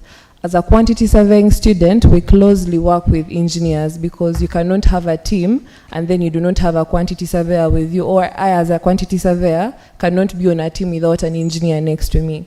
So when I look at what we as non-engineers expect from the engineering people, I have broken it down into just 4 points. 4 points that I believe are going to engulf every other problem or every other perspective that everyone might have. Point number 1 is practical and affordable solutions. As a non-engineer or as someone in the field that will closely relate with engineers, I expect an engineer to be able to avail to me something that is practical, but yet at the same time cost efficient, because I am looking at cost valuation and cost analysis. And people do not want roads that are going to be expensive yet are not going to last. People do not want a market structure that is going to look exuberant and very fancy, yet it's not going to serve the sole purpose of having the good market qualities and services. So when we look at engineering people, we do expect you to actually sit down and design something that you know is going to entirely serve the sole purpose, but while at the same time being cost efficient, because you are working for the people. The structures are not for you. It is not for show. It is not for the hype, but it is instead for the people that you are working for, because the design then needs to be done with consultation with the people that you're actually working for. And the second point is transparency and accountability. Now, many Ugandans usually worry about inflated costs. They're going to worry about delays, substandard work. You remember, Ugandans do not understand plans. They will not understand your BOQs. They're not going to understand the designs and architecture and the calculations involved in the building. Do you know what they understand? Cracks in a building, potholes on the road. That is what we understand. So that is the only way as an engineer you're going to be accountable to a person who is not in your field. If I see a crack in a structure, if I see a design that is not feasible and workable, then I can say this engineer was not doing the right thing. I did not need to see the plan for me to know that this was not going to work. I did not need to see whatever material you used to construct this particular road. The fact that there's a pothole in it before it has spent 1 year on the road, then meaning that your plan as an engineer was not good. Meaning even if I was to recommend someone, it would definitely not be you. Meaning even if I was going to say I have a project here, then someone says, oh, this person built CTF, I will not bring you. Not because I saw your plan and it was not a good design, not because the architecture model was not good and cunning and convincing enough, but because the structure I saw with my little knowledge about engineering did not convince me enough to believe that you are the best quality for me. So as an engineer, we expect you to be accountable in your works, accountable in the products that you actually put out and display to the public. Because we usually see institutions like Institution of Surveyors Uganda that is usually going to look at the work ethic, the product of the quality of surveyors that they're putting out in the world. I know engineers also have their own association that really follows up on all that, but even you as an engineer, if you value your work so much, then you should actually try to be transparent and accountable. Another thing about transparency, usually when someone says I'm an engineer, the Mganda will say, ogenda kulya sente. Do you know why? Because they know engineers extort people, not because you people are going to get big gigs. The big gigs is you getting a big sum of someone's whatever BOQ they have planned. If you say someone, I'm a surveyor, then they know, this one is rich. But they're not rich because of works. The mentality in the world now, the narrative is that you people have money because you over-extort your customers, the clients that you get. So only if you build the reputation that people can know Yinchi is going to say that BOQ, the total amount of money is 3 billion, and she will not eat a dime of that money. But the narrative that the public has of engineers are going to do this and extort people is one that you need to eradicate as a society and as individuals. If you're doing work, let someone not find a loophole in your work. Let someone not think that, I think I could have gotten this cheaper. You get? Because if someone can be able to look through your BOQ, bill of quantities, in case you don't know what it means, if someone can be able to look through your plan and say, this is overestimated. There's overestimating, yes, we leave space for miscellaneous or whatever might come up, but if you overestimate and someone now worries to employ you, then that is where the concern is. It is tainting the reputation of you as an engineer and the other engineers that are to come after you. So transparency and accountability are very crucial. The second last thing is safety and sustainability. We do expect engineers to be able to produce structures that are very safe and very sustainable. I'll go back to the issue of roads and structures. When I see a crack, when I see paint peeling off, when I see a design and a building that was standing upright is suddenly now leaning at an angle of like 12 degrees, that means that your work was actually not safe and sustainable. It means somewhere in the ground beam, somewhere in the pillars, you chose not to reinforce and you chose to do something that was a bit shoddy just to be able to make a few dimes off that structure. So as an engineer, people expect you to be able to produce things that are very safe and sustainable. When we see a building collapse, that's a problem. When we see buildings with cracks, that's a problem. When you see drainage failing, why aren't you building designs that are going to be sustainable and durable? If you know the problem now, like they're talking about design, if you know that this system is going to fail me in like 3 months, why not think far? And say, you know what, let's put a drainage system that is going to last maybe 10 years. At least we can keep doing repair and maintenance over time. So as engineers, that is your caution to actually think about how innovative is this. If we've seen the drainage in Kampala fail, now us as the engineers studying now, how better can we change this? If I'm coming into KCCA, if I'm coming into URI, what can I design? What can I liaise with the people in URI and say, you know what, for the betterment of Kampala or for the betterment of Kyambogo, let us adopt this, let us incorporate this. That is just a burden that you can take on. The last thing is communication in simple language. Yes, you guys, we know you have studied. We know you're learning the technical terms. We know you're learning the hard words that you're going to use to lie to people. But remember, the structures you're putting up are from 121C. They are for people that have not gone to school. The richest people do not actually have knowledge of these technical terms. So when you're communicating as an engineer, we expect you to be able to break down that language and dismantle it to a language that is very simple and easy for us to understand. Do not come and tell me words like the what. Even capstone sounds normal for you, but I can come and tell a client, I want 2 capstones. 2 capstones, what is a capstone? Tell the capstone, these are these things that are used to put the papers that are on the line of the papers. So you're going to use technical terms. Now come and break down that language for me to be able to understand you. Do not remember that the structures that you're setting up are for the people. Let us also be respectful in engagement. Yes, you have studied, you have a degree, but try to lower yourself down and be humble to speak to the people that you're actually working for. Yeah. Lastly, advice to engineering students on communication and collaboration. I've already talked about learning to speak less technical terms and trying to be open and simple with the people that you're working with. Then also involve communities early. If you're to be able to set up a structure, be able to liaise with the community even before design comes up, because this structure or this design you're coming up with is going to affect them. Your job is to come up with a design, is to come up with a structure and then move away. But then how have you left the people that are living in that environment? So be able to ask them, be able to engage with them and know that how is this design going to affect them? How best can we adjust whatever we had come into plan to see that even them, they are not affected, or even them, they can also benefit. Then lastly, collaborate across all disciplines. Yes, as engineers, I would, now I'm speaking from a perspective of a students leader. I am the GRC School of Built Environment, where we have the architects, the surveyors, and the land economists. Then I'm also the speaker of Association of Student Surveyors, Kyambogo. So I would love to see the collaboration between the engineers, the surveyors, the architects, because in the work field, we are one.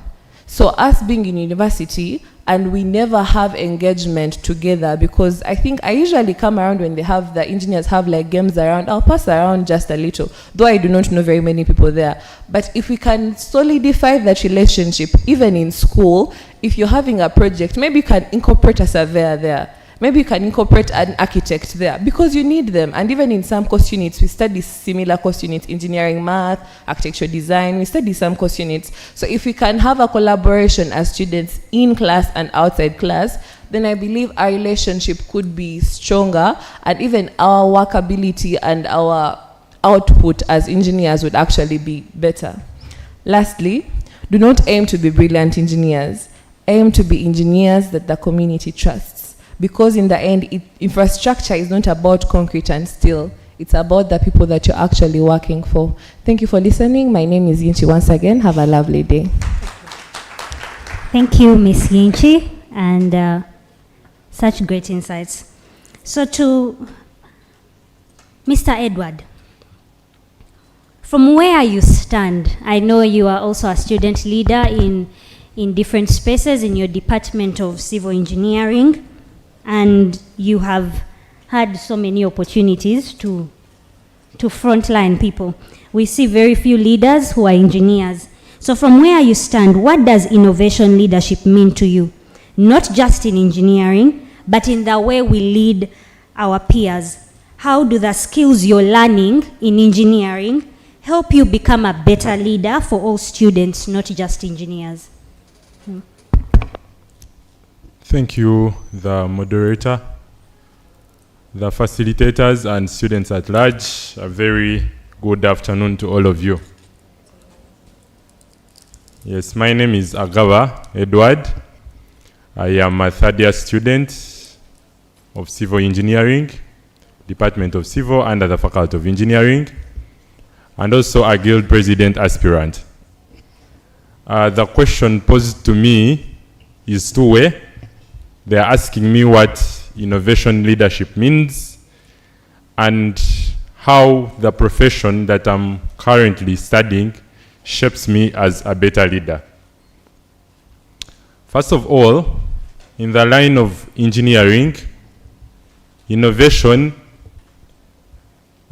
doesn't just mean coming up with something flashy, something new, but rather building systems or building structures that are very safe, very sustainable.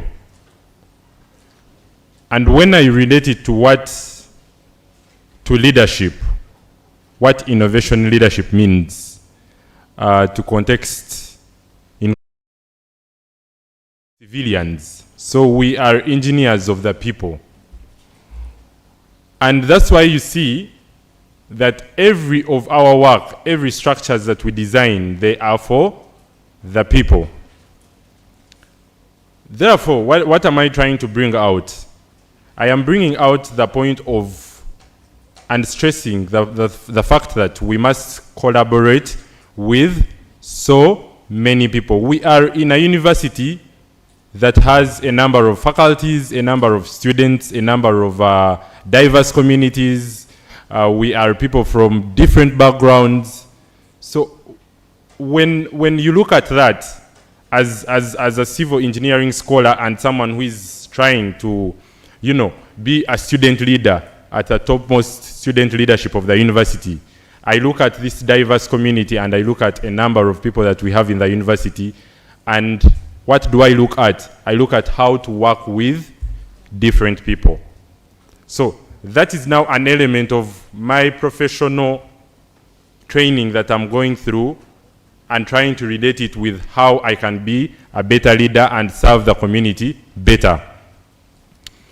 Second point, we as engineers, not even just as civil engineers, we are trained to be problem solvers. You look at a problem, you analyze it, you come up with multiple solutions, you examine and evaluate those solutions and come up with the best and most sustainable solution. So, and when you look at the environment around us, we are filled with problems, and different other people are going to come by and they will tell you this and this and this and this is wrong. But then, if this and this and that is wrong, so what? We must have solutions. And are these solutions feasible? Are they sustainable? Are they workable? This has now an element of professionalism as a civil engineer or as any other engineer. And to my thinking, I have a very big feeling that engineers should be the best leaders of this 21st century because of the kind of training that we are given. It equips us with these skills to lead people better than any other person. And that's what I feel. And that's one of the things that actually motivates me and gives me ground to rise up and move to any other faculty outside engineering to tell them that, look, this time round, let's try this. And again, as a civil engineer, I am equipped with skills to analyze systems, maybe what I can term as system thinking. When you look at a structure, maybe like this one, it's not about these walls that you see. If you look at a bridge, maybe a steel structure, it's not about the steel or the metal that you see that is around it. It has a whole lot of analyzing the load distribution. It has a whole lot of looking at the materials we've used, how different parts have been assembled. And when I relate that back to leadership, we must be able to study and look at how things are working, how policies are affecting us. I don't want to sound so very political. I am trying as much as I can to stay on context and to try and relate and bring it in the line of engineering. We must be able to learn and see how different things around us affect us and how we can assemble different things and how we can come on board, different people get on board to solve problems that affect us as students. Because in as much as we are engineering students, different things, if you're missing an exam because of maybe failure to complete your tuition, if you are out there starving because of probably not having money on you, it doesn't need to know that you are a scholar of engineering. It affects you as a student of Kyambogo University. And most importantly, I want to bring out this point. I think the profession, and I think engineering is quite I don't know if it is underrated, but I think whoever praises us does well, because we are, I think, in my view, we are the most accountable people. Take an example. Me as a civil engineering scholar, any mistake that I make costs lives. Imagine how many people we are in this room. And the structural engineer or the engineer that put up this structure messed up with it, and maybe it collapses on our heads. None of us moves out of this room. So any mistake that you make costs lives. If you mess up with a bridge, people die. If you mess up with a building, people die, and a number of people. It's not just one life. That probably if I come to class and teach people and I give them wrong information, a few of the people I've taught are going to fail that exam. No. Here we are talking about losing lives. In any way, if I gave you wrong information, you can be able to go and correct it. But I don't know if you can correct a lost life. So the professions that we are doing, or the courses that we are doing right now, they make us accountable people for the decisions that we take. Today, if I became the guild president of Kyambogo University, I know how much the decision I've taken can cost me and cost the people around me. It's in that sense that I tell you that we are the most accountable people. And it is my plea, before I even leave this opportunity that has been given to me, to request you. This is a political season, and being a complete human being does not just require you to be just good in class to get the first class. It's not just about that, but it's about you being complete, because the world we are moving to, or places where we are moving to, certain things won't count anymore. But how much impact and how much change you can put on your community is what matters. I therefore want to empower you and request that if you are there, I am seeing smartly dressed ladies here. I am seeing seemingly outspoken gentlemen in our midst. Why not take up these leadership positions and serve? And to my thinking, I believe we can be better leaders of this generation. Thank you so much for listening. Thank you very much. So, for our last two presidents, we have had a lot of seemingly theory, but very important technical things. So, for when we hear the different engineering types, civil, electrical, mechanical, it's so easy to picture them, yeah? But when it comes to now, like chemical engineering, it's not so easy to picture it. But when Engineer John was saying value addition, when you come down to where is the value addition coming from, chemical engineering comes to play, yes? And even the electric part of it and the mechanics. So I just want to ask from both of them in a few words, yes? What is one local material? We're going to start with Honorable Ethan. Yeah. What is one local material or waste product in Uganda that you believe chemical engineering students should be innovating with? And why aren't we seeing more student projects in this area? Yeah. Yes, thank you so much, Honorable Riza. Once again, my name is Mutebe Ethan, a third-year chemical engineering student, and I also happen to be the president for the Association of Chemical Engineering Students. So that was a wonderful question, and back to the theme for today, it's all about driving localized innovations. So the question was about a local material which I believe chemical engineers should focus more on and bring value out of. So, by a simple question, how many of us here have eaten matoke before? I expect all of us to raise our hands. How many have eaten matoke before? A matoke, maybe, yeah. We've all eaten that. We've all eaten bananas. How many of us know how matoke is harvested? And then finally, how many of us have ever harvested?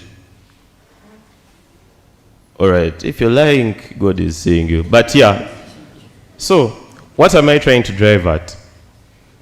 If you look around, Uganda is one of the biggest consumers of matoke. You go to Western Uganda, you'll see large matoke plantations. Those who live there, they can testify. So as chemical engineers, we can focus more into converting what other people see as waste into useful products or getting energy out of it. So when you look at that matter, okay, we get the part we eat. When we peel it, we throw away the peels, or some can put them in the garden.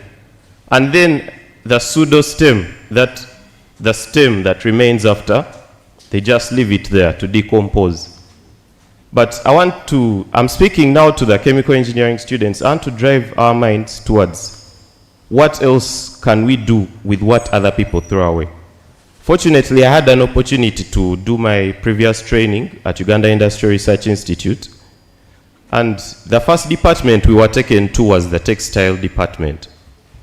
So as you can see, at first we were confused because we are chemical engineering students, and we believed we would go to the chemistry lab first, but they found it fit that we needed to be exposed to the different areas. So back to the point, in this textile department, they were converting, there's a process called fiber extraction. So there are so many things around us that have fibers, including that matoke stem. So chemical engineering students can focus into looking into how can we convert that matoke stem into a useful product. One of the ways in which we can do that is through fiber extraction, extract the fibers, and then those paper bags that you're using right now, we can extract the pulp, make paper bags, and then we can also, from that fiber, because if you go to URI, you'll see each department, they exhibit or they have an area to display the products they've worked on. So there was sacks. These sacks we use for carrying things, packaging materials that can be made from the matoke stem. And then for the peeling, those peels, I believe in our course units, those who reach, when you reach year 2, you learn about biochemistry, you learn about microbiology. So I want to drive us to fermentation and anaerobic digestion. So those peels can decompose under the right conditions and we can get biogas. So when you look at that plant, don't just look at the matoke you're going to eat. You can look at the fiber, you can look at the stem, you can look at the peeling. So I want us to think outside the box, not only as chemical engineers, but as all of us. Back there where you come from, what are some of those things that people see as waste? And how can you convert them into something useful? So food for thought and also homework. When you go out there with your friends, don't just argue about whether Arsenal will go to the league. I'm an Arsenal fan, by the way. So don't just argue about only that, but form meaningful conversations with your peers. And then, for more information, you can even look at what other people ahead of you have done. How many of us have LinkedIn accounts?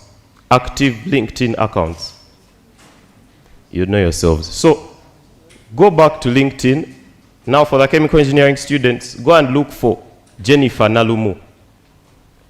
She recently published about her project of creating packaged biogas. Getting the biogas and storing it in cylinders just like the normal gas that you get from Shell, Starbucks and all that. So, as I conclude, and I'll stress on this once again, let's look at collaboration with other disciplines. Just because you're a chemical engineering student doesn't mean that all your projects should be around simulation, doesn't mean that all your projects should be around processing and creating new products. Step out of your field. You have friends who are engineers in their different disciplines and form meaningful conversations with them and share ideas.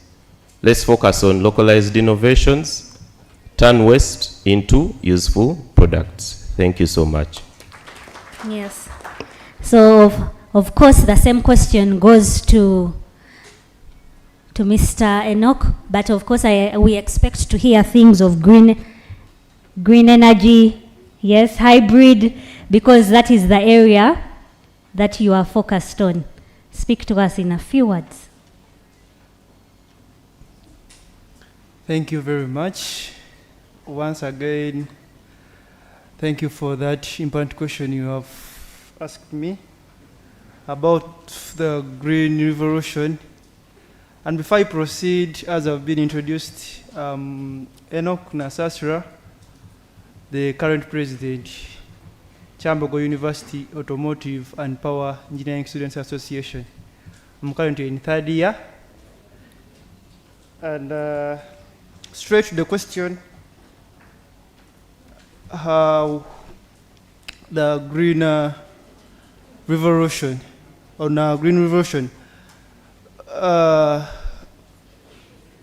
focusing on our department, what currently we are handling is curriculum alignment. Students right now are being exposed to concepts focusing on renewable energy, solar power, and sustainable engineering practices. And this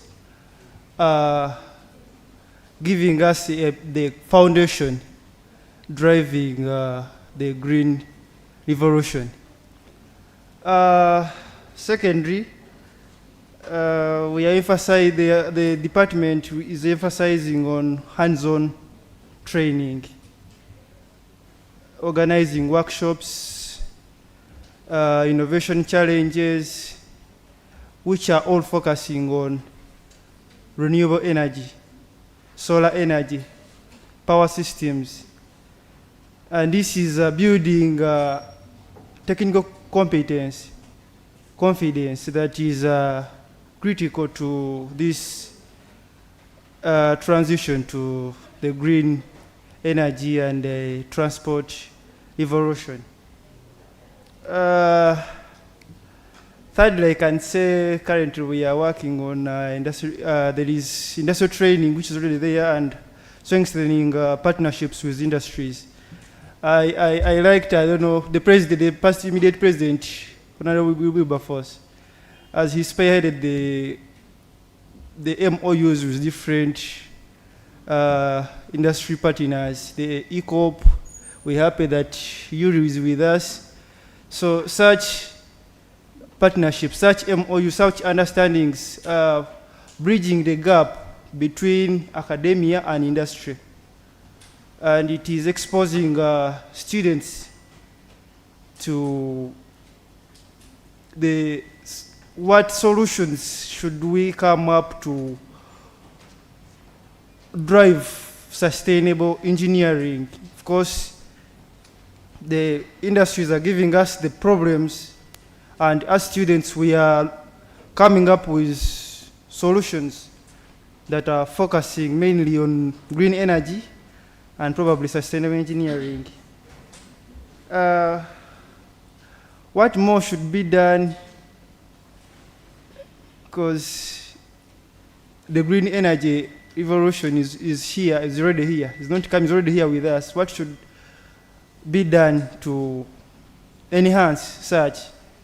We are lacking EV, electric vehicle and energy and the renewable energy labs.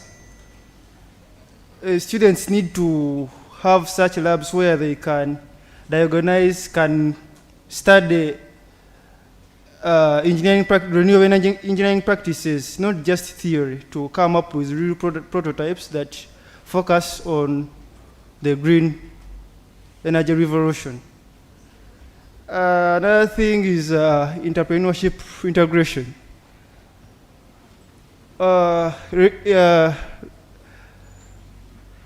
The green energy revolution is not all about being technical. It is economical.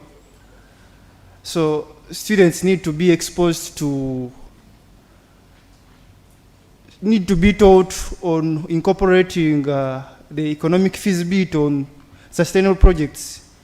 So as we can also try to bring up economics within these sustainable projects. And as Chiwapesa, we are promoting innovation challenges, sustainable engineering hackathons, in partnership, of course, with the department. We are working on this. And as I conclude, I want to remind us that the green energy is not just coming, it is here with us. And how are we embracing this revolution? Let's just watch the innovations being made. And I have liked the theme of today's theme, enhancing proactive engineering mindset, proactive and driving localized innovation. And I'm happy as Chiwapesa, we are enhancing proactive engineering mindset and driving localized innovations to solve Uganda's real challenges. I thank you very much. Okay. Yes, thank you very much, each and every one of the speakers today. So I think that one was for me and you, like I said. So now as they take their seats, so let us just, I see a hand raised. There's a question? Okay, so we are giving you very brief, just ask your question briefly.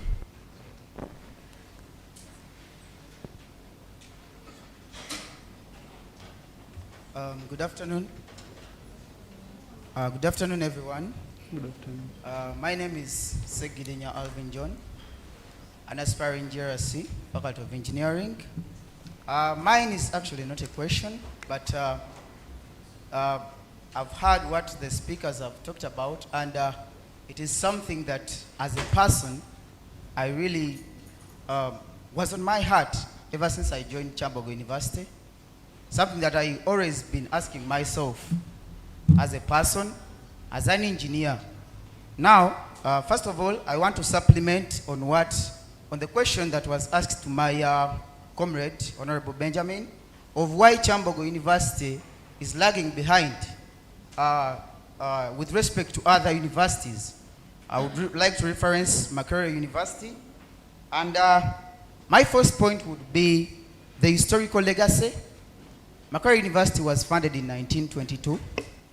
Those are 100 years and counting. Kyambogo University is just making, I think, about 25 years. So when you bring about that, that means that, and even if you look at Kyambogo University, you heard of everyone, it developed from technical institutions. So it means even the degree that Makerere University offers, for example, in civil engineering, the degree of Makerere University is called a bachelor's degree in science, and in science. Then Kyambogo University offers a bachelor's degree in civil and building engineering.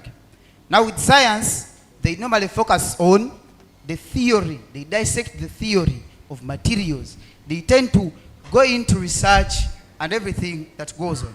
With Kyambogo University, you see that we normally focus on building, practical hands-on skills. So with that, obviously, there will be a research lag. Okay. Mr. Alvin, is that the question? No, it was a supplement. Oh, okay. Thank you very much. Please. Two, the funding. If you look at Makerere University, the 100 years it has, it means it has been able to produce political mindsets, political leaders. If you look at, let's say, Honorable, this guy who normally speaks English and everything, he was a former guild president of Makerere University. And I think all of us, when we are here in campus, but if you hear that your former school, your A-level school, has gotten 20 people with 20 aggregates, you'll be proud. So it means even these guys who are the policy makers in the parliament, most of them are former students, are graduates from Makerere University. So that means in case of funding and everything, they'll first put their emphasis to Makerere University. They will be like, has Makerere University gotten this? If yes, then they can look at other institutions. Then I would also like to supplement on what the president of CHUES talked about. We are here in university. I remember when I was in, please. I remember when I was in Form 6, I dreamt of coming to university.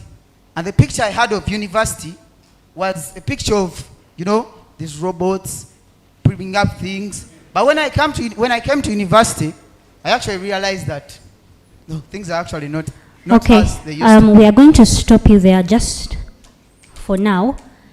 Now we are going to take one statement from the president, just as to streamline the submissions from you.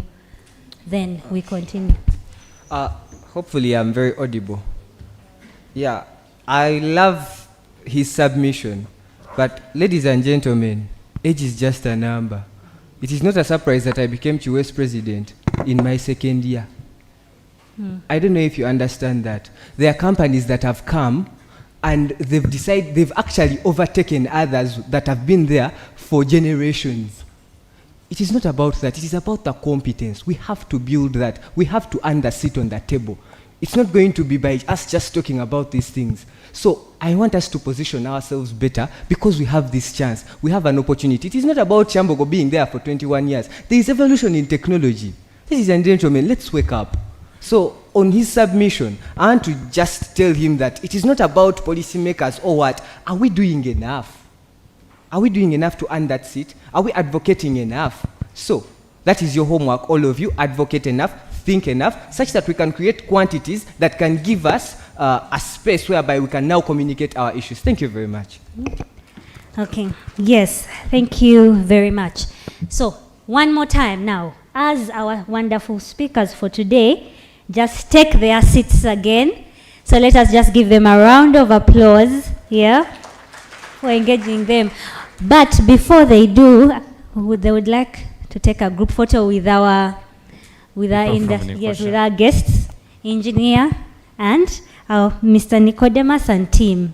Yes, very fast. Yeah, I think as they organize for the photo session, we want to thank the welfare team. Let's give them a round of applause for the work they are doing. I think everyone has gotten a refreshment. Then we thank the people streaming online, people from Kapchorwa, they are here streaming. Thank you so much.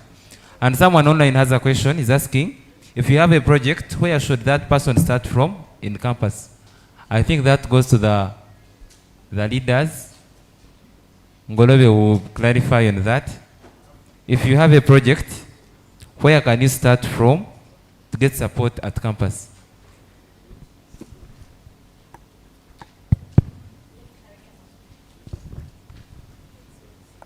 Okay. So as we just have a short break as we prepare for Mr. Nicodemus from Nikosha to just come and brief us, I will answer the question from the online community. There's a student saying he has a project, right? And where can he or she start from? At campus. At campus. To get support. To get support. Okay, one, Mr. I had when an engineer is an engineer and you call them Mr. It does not sit well with you. So Engineer Musana has just said that Yuri is availing themselves, has always and been to, like, you write, take initiative, typed letter, handing in person, seek support. Number two, there are competitions that we organize now, like conferences like this, where we invite industry partners to come in. Please come and attend. After here, we never hold them. You can come and take a seat. The seat is empty. Tell him, excuse me, sir. I am here. My name is Riza. I am currently working on, I will use my project because, yes, I am a student as well. So I'm saying I'm currently working on waste to energy, and we have reached a hard one, would like to use your resources. They are here for you. We bring them here for you. They are also lecturers. Lecturers depending on your project. Now, there are different lecturers who specialize in different things. So you reach out to them. The initiative, I cannot stress this enough, especially with Kyambogo. Our systems are not like UCU. They are an ISBAT. ISBAT encourages these things. You find they hold them, they encourage them, they fund them. Kyambogo is different because it is a government university. Yeah? So there is a reluctance that it moves with because everything is assured. So that means for you to stand out, the onus is yours. Please take initiative. Take initiative. Look for the people. What is your project about? Communicate with people. The student leaders have a multitude of contacts of professionals who can help you. Talk to them. Talk to a leader in your field. Find out. And then engage. But the responsibility is yours. And these people are here for you. They are here. We have brought them. We can get them for you. I think that answers. Thank you so much, Ashaba. So, as we are here, we as the Kyambogo University Engineering Society, we have a smaller project ongoing. We designed these stickers as engineers because as QS, this function is ongoing and it has to be funded. So we are trying to raise funds as the Engineering Society to always run our activities smoothly. So we are selling stickers, and each sticker is at a promotion today. It was supposed to be 5K, but we have put it as at 2K for students and then 10K for our guests.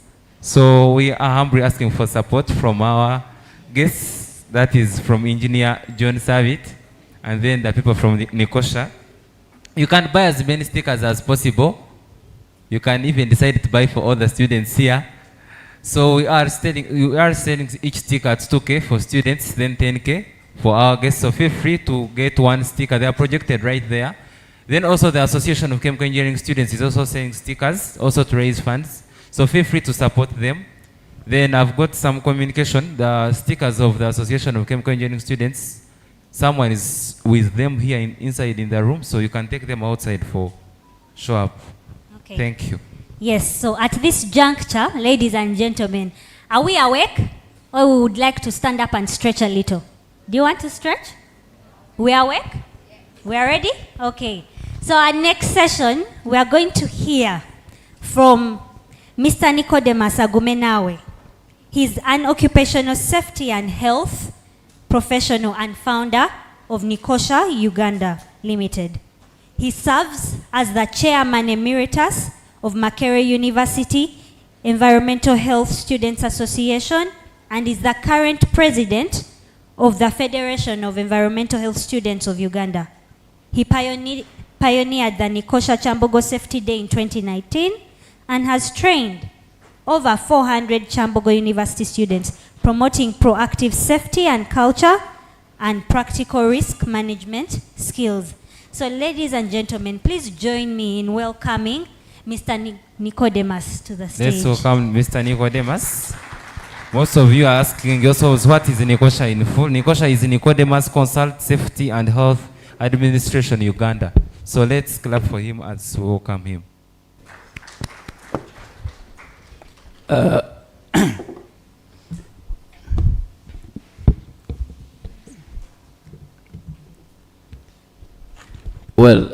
Happy New Year to everyone.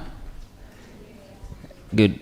My name is Nicodemus Agumenawe, and I just want to stand here to remind each of us that we come from humble beginnings, probably to change our backgrounds, to change our family status, and also rewrite history in our culture and clans. I decided to start with that just to give you a brief of inspiration for you. 2018, I visited 6 universities in Uganda: Kyambogo, Makerere University, Bustema, Ndeje, Gulu, and Mast. And the idea was to bring the aspect of occupational safety and health to the science and engineering courses. But it was only one university that gave me a green light, and that was Kyambogo University. Someday in Feb 2019, I was invited to the CHUESA Feedback Day. I don't know whether you still have such days. It was a CHUESA, Kyambogo University Industrial Engineering Students Association Feedback Day by a colleague of mine called Okuni, Ivan Moses, who went on to do masters from Indonesia, and then later in the UK. He's in the UK. And Nikosha recommended him in one of those applications. So September, the same year, September 2019, I was given a slot to present to members of Chibesa. So, and the dream then, I called the project PU 1925. And the idea was Project University 2019 to 2025. And our main objective at the time was to have 500 Kyambogo engineers to have safety and health certificate by 2025. So we went ahead and initiated a program called Nikosha Kyambogo Safety Day. So every academic year would have one day to train students in general safety and health. And this was organized by HOS and the other member associations. So as I speak, last year is when the project ended. But it was unfortunate that we did not conduct the safety day. So we did not train you. But then the target was 500 students. Guess what? As of now, in our Nikosha certificate management system, we have trained and certified 446 students from university here. And in there, we have got the alumni doing a great job out there. We have the President Emeritus of Sibesa, Muchibi Michael, who is currently in URA. We have Patricia Yuge, I think also was the president. She's in Total Energies. So, and their testimony is safety and health certificates, however small it is, it has in one way rubricated access to most of these workspaces. And for me, I usually say a safe engineer is a productive engineer. So that was the idea at the time. Where are we now? Here we are. Big man, is it okay to swap the slides? So I want to show you what we've done and then resonate it with the topic today.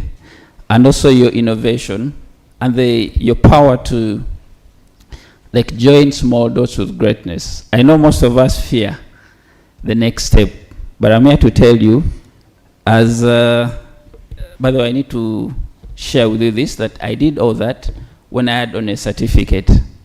And currently, I'm just a student at Makerere University School of Public Health, you know, and doing environmental health sciences at the School of Public Health. So, we, as a company, company was established in 2015 as about 25 and a half years old or 26. So if you guys are about 2 years to that age, just know you can actually start. You can register a company. You can have this clear vision of how to look like in 20 years, in 15 years, in 5 years. You know, the future lies within your ability to think, you know, with greatness. So the company has gone through steps, and we are triple ISO certified. We are ISO 45001, that is occupational safety and health. We are 14001 certified, that is environmental management system, and 9001, which is quality management system. And all these involve the role of engineers. We've, Chief?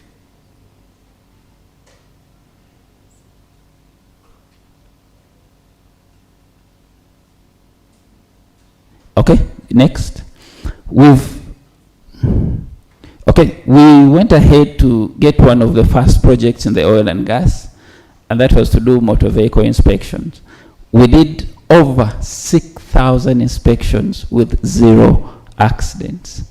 We did that with Sinok Uganda Limited, and we were the very first company in Uganda to inspect vehicles in oil and gas. We were able to see equipment, vehicles that we have never seen in the country.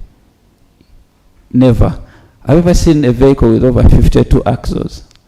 Do you have mechanics here? Do you have automotive engineers? Automotive engineers, where are you? Have you ever seen a vehicle with 52? We're able to inspect certify and approve its access to the oil and gas, and that is Kingfisher. And do you know who was inspecting? Just a certain dude with a certificate in automotive. Skill, applicability of knowledge is very important for survival. So we went ahead and were able to be recognized East African-wise. We got an award from Kenya and Tanzania. These were our certificates, the 3 and ISO triple certifications. Then we also have a certificate from DIT, the Directorate of Industrial Training. We are also licensed to offer business, and we are registered in what they call the NSDA, the National Suppliers Database. For you to do business in oil and gas, you must have registered and you must be in the pool, and that pool is the NSD, the National Suppliers Database. So as you do business as well, think broader. At Makerere, we remove the box. We believe whatever you think you can implement. And we remove the phrase that the sky is the limit. We say you break your personal limit. Because when you say the sky is the limit, guys, people are, are over and above the skies. So you have to keep breaking your personal limits. Those limits you feel tied to culture, tied to family, tied to gender. Break them. This is 2026. Break them, This is the era of AI, internet, Industrial Revolution 4. Move out, move projects on TikTok, on LinkedIn, on Twitter, on X. So, and I just want to urge you that it is very possible. If I did that at the certificate level when I was about 26, how about you, who's going to graduate soon with a bachelor's degree in engineering? And engineering is probably use of what? Science and math to solve real world problems. So which problem do we have here? Okay, just look through your spaces. Look through where you sleep. Look at the access way to where you sleep. Those areas, we call them Katanga, the KKK around Makerere. For you also have Banda. Look at areas. Once you feel the area is not really comfortable in your space, hard workers. But imagine I was able to do this with my certificate background. The question is, how did I build a brand to have experts and work together? You get? Now, that differentiates leaders, from managers. As leaders here, also as a student leader many years ago, you must be able to create conducive environment that attracts and enhances creativity. People need to believe in the environment you create as a leader. When you saw as the emeritus chairperson of Makerere University Environmental Students Association, it is on record for the last 22 years of the association, and also 22 years for the course at Makerere School of Public Health.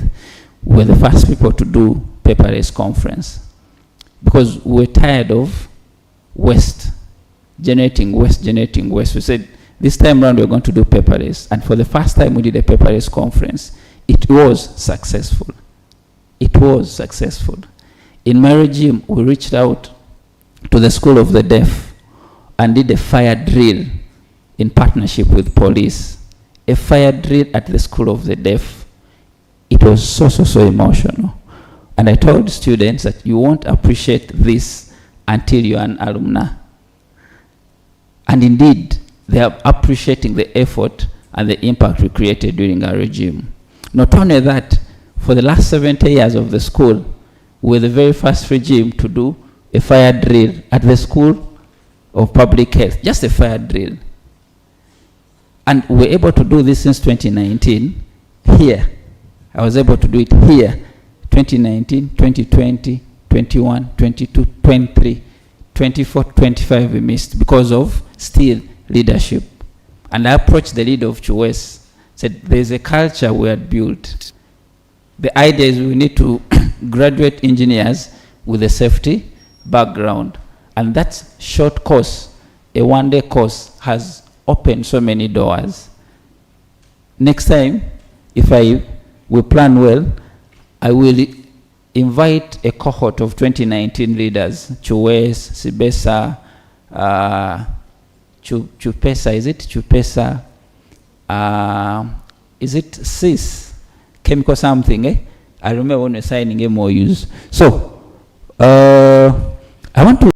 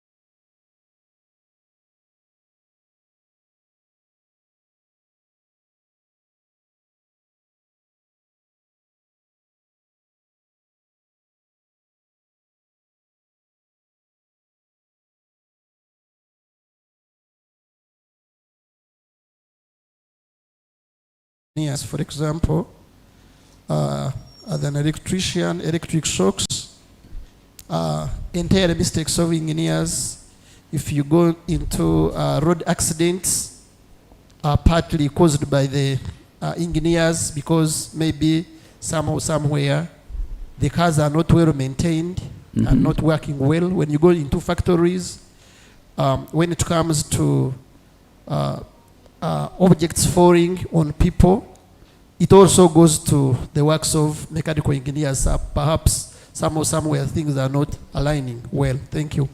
Very good. So, 90% here is an elder. They will tell you products that are for human use, safe for the environment. You know well that Uganda ranks among the highest countries with poor air quality. What is the role of an engineer? Whenever you're degrading, you're leveling, you know, these grounds before construction sites. In your plans, you don't put trees, you don't put green.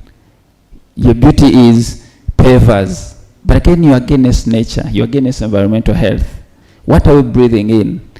Look at somebody from chemical engineering here. Chemical, get a mic.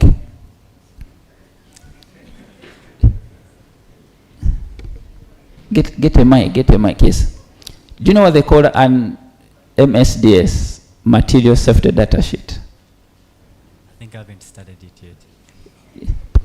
Put it on. I have not known about it yet. Okay. Anyone who understands an SDS, the safety data sheet? I do. You do? Yeah. In a second, what is it? So a safety data sheet is a document that normally comes with anything that's used maybe in an industry or a lab, and it basically has description it's true. of the item itself, how to handle the item, yes, and how to mitigate any risk with working with the item. There's a section for safety. There's a section for first aid.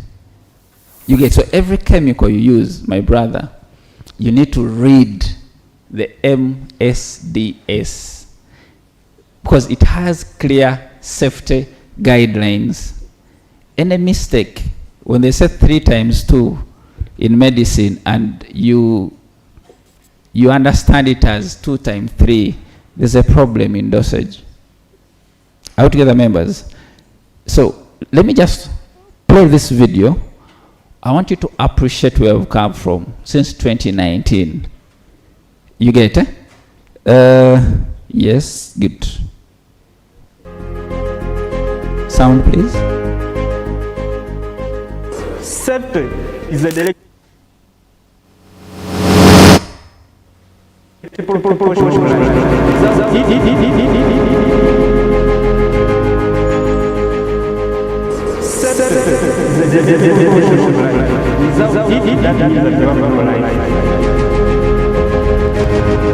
Expectations today are to learn more about the 6 past 8.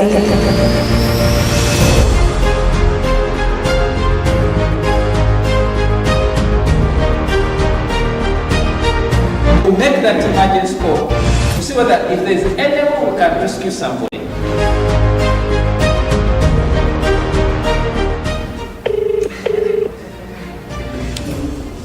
Hello. Good afternoon. Good afternoon. Yeah, you're talking to Ivan, this side of Ntinda. Oh. Yeah, I just got this phone from someone, a boy. He has been involved in some serious accident here and he's unconscious. I don't know. He actually becomes conscious and becomes unconscious. So I'm really scared about it. I'm here at Ntinda. Next to the roundabout, the Ntinda roundabout. Ntinda roundabout. Let me get a boat and come right now. But then before you come, do you know of any of his medical records so that maybe it can help give him first aid, because it's really worrying. My friend has been my friend for I know everything. He doesn't have any serious medical problem. So wait. Yeah, he's just fine. There is no medical history or something, or medical something that has been taking on for time. It's just there. Hey, okay. It's really so bad. Okay, let me come right now. Grace. You're actually talking to Samuel. And I'm here with David. We are in the safety training and we have been trying to reach out all the emergency call in every person's phone to get to know how someone reacts and how quick a person can be of help to the respective people who are here on their phones. So David is here with me. He has not gotten an accident. He is okay.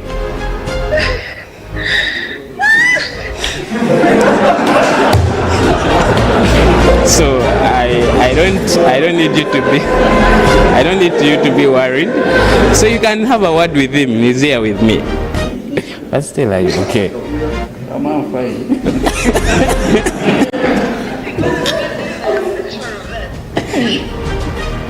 I'm so sorry, kindly forgive me. As I had told you earlier, we are in a safety training, so we were trying out the emergency contacts of our friends to see if they can actually be of help to us in case of anything. So he's okay, it was just a prank. Get real. I'm okay, don't worry. What have you learned?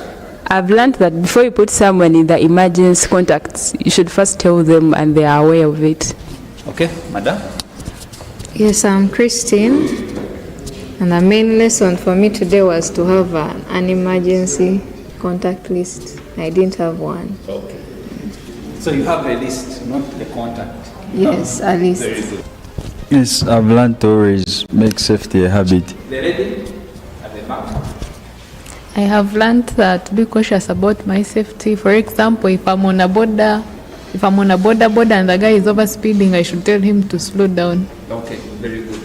I've also learned that we should be calm so that we can think straight and critically. May have learned one thing, that's being calm in whenever you approach with an emergency and look for a way how you can help the person immediately.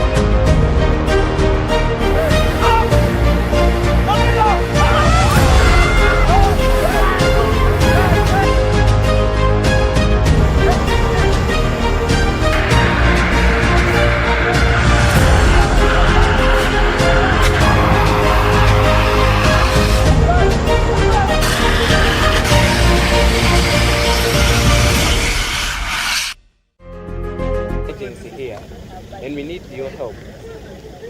We are inside Kyambogo at Faculty of Engineering, just behind the fire. Where it is parked. Yeah. All right, thank you. Okay, wait. Straight.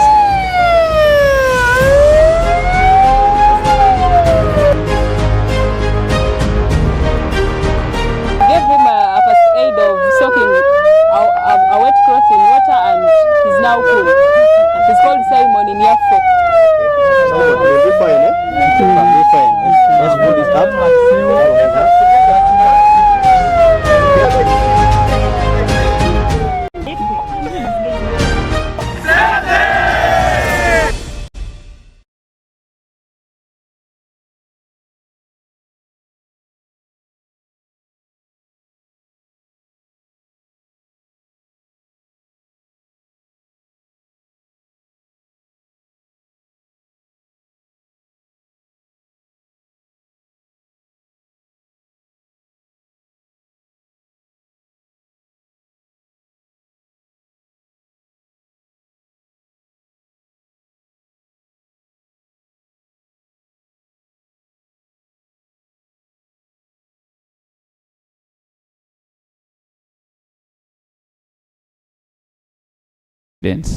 And we're here to say that we can actually revamp, this relationship and have every academic year sessions like such. I have done the same. Amazingly, because of these short videos, Total, Uganda National Companies, UCC, have contacted me to do the same fire and medical emergency drill. Last week, we were at UNOC. UNOC? Uganda National Companies. We've done the same at the head office here, Yusuf Lule, and Ginger Branch.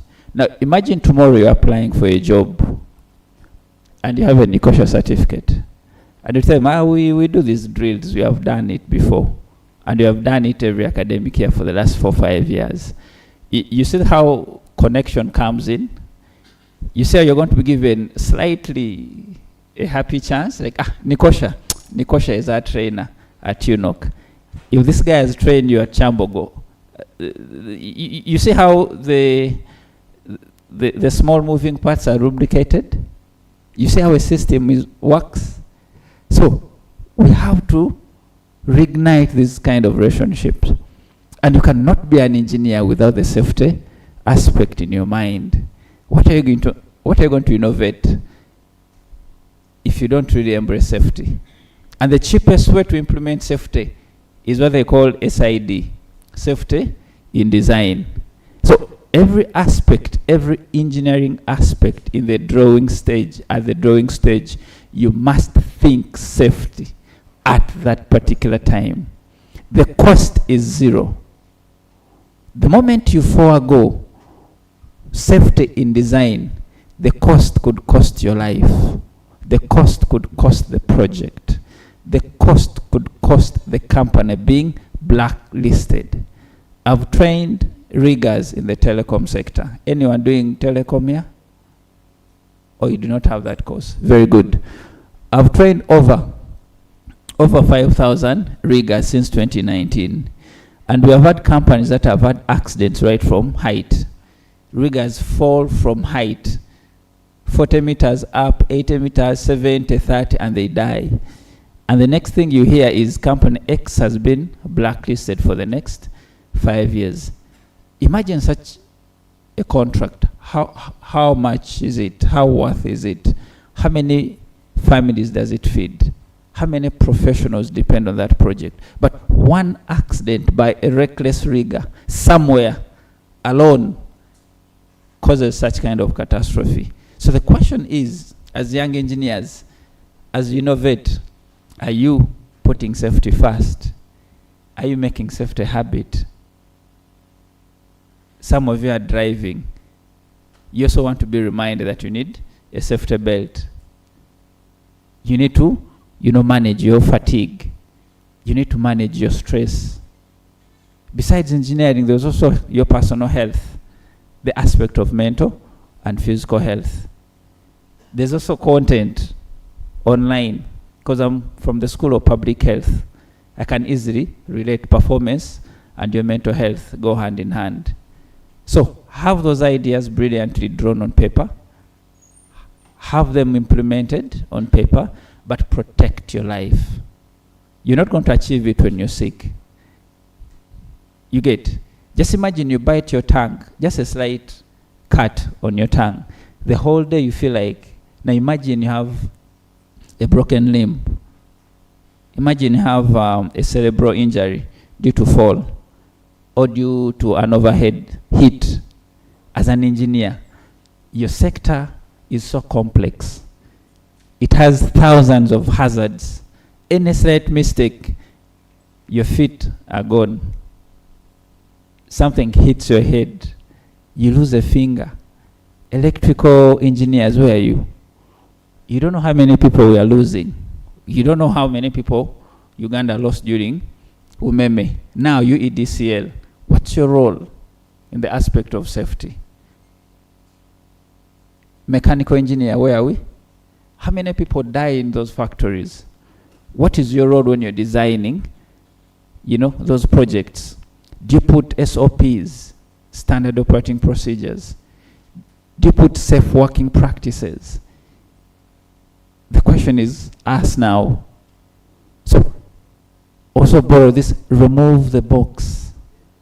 Remove it. Never talk about thinking about it. Remove it. It's already removed at Makerere. And we appreciate the fact that every single dot must be greatly performed. Every single piece of a project must be executed as planned. And it is 80% planning and 20% what? Execution. We got the award from NTU, Nottingham Trent University, because of the small impacts we did at the School of the Deaf. The question here is, as an engineer, what problems are you solving around Mulago? What is your message to the technical students down there doing certificates and diplomas? Because you're managers, right?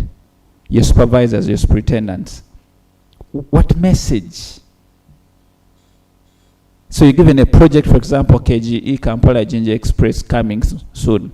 It's going to be, I think, the second or the first most expensive project. And you're going to be there as an engineer. What is your role? Think safety. Imagine a project of that magnitude, over $1 billion USD, and there's just one accident. There's a poor mixture of mortar and cement. There's a poor mixture and connectivity of those iron bars. So you do not want to make that mistake alone.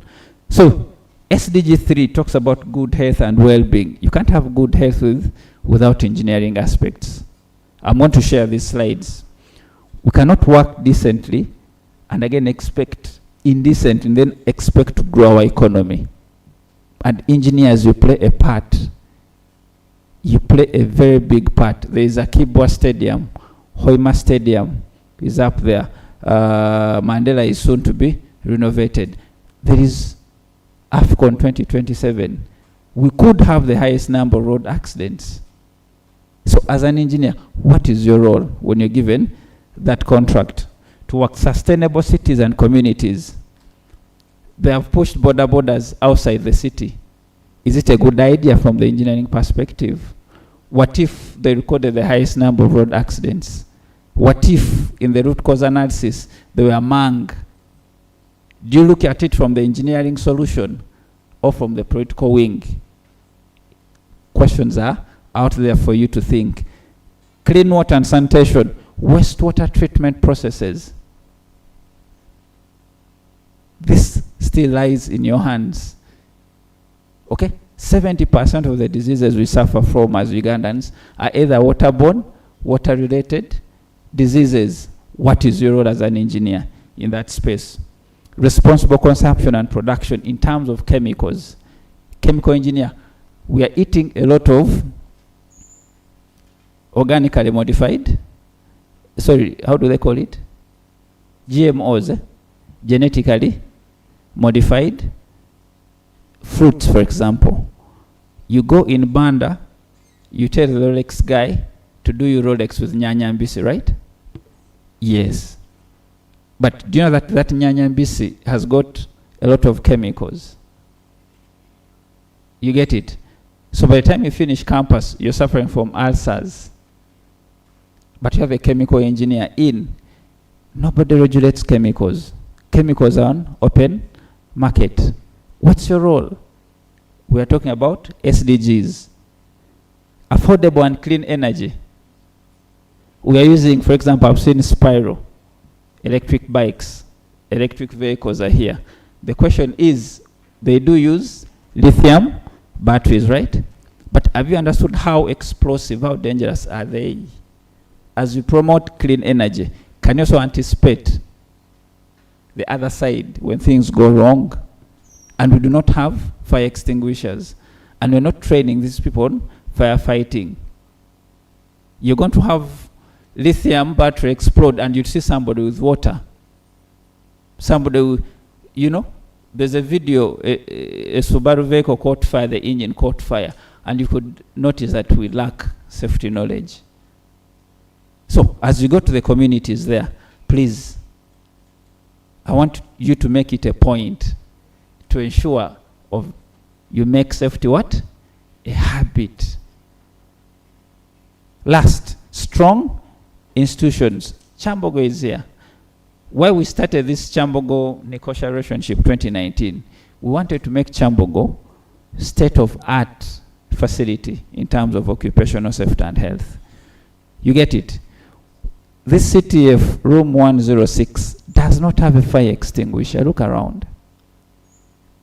And we have civil engineers. And you know, in approval, when they're approving your designs, there's an aspect of fire safety. Am I lying, engineers? There's a point of fire safety. Where are fire extinguishers around? So, the other video you watched was 2024.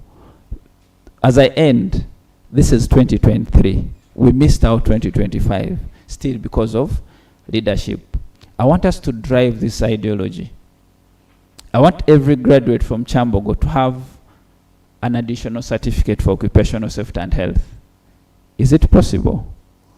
We used to have about 100 to 150 students every academic year. And by the time we reach the point of having these videos edited, recorded, is for you to appreciate the culture. Ladies and gentlemen, I remain Nicodemus. I'm going to end with this video. And I just want to wish you that innovation without safety in mind is probably nothing short of death. Okay? Watch this. I hope David and Samuel appear as well.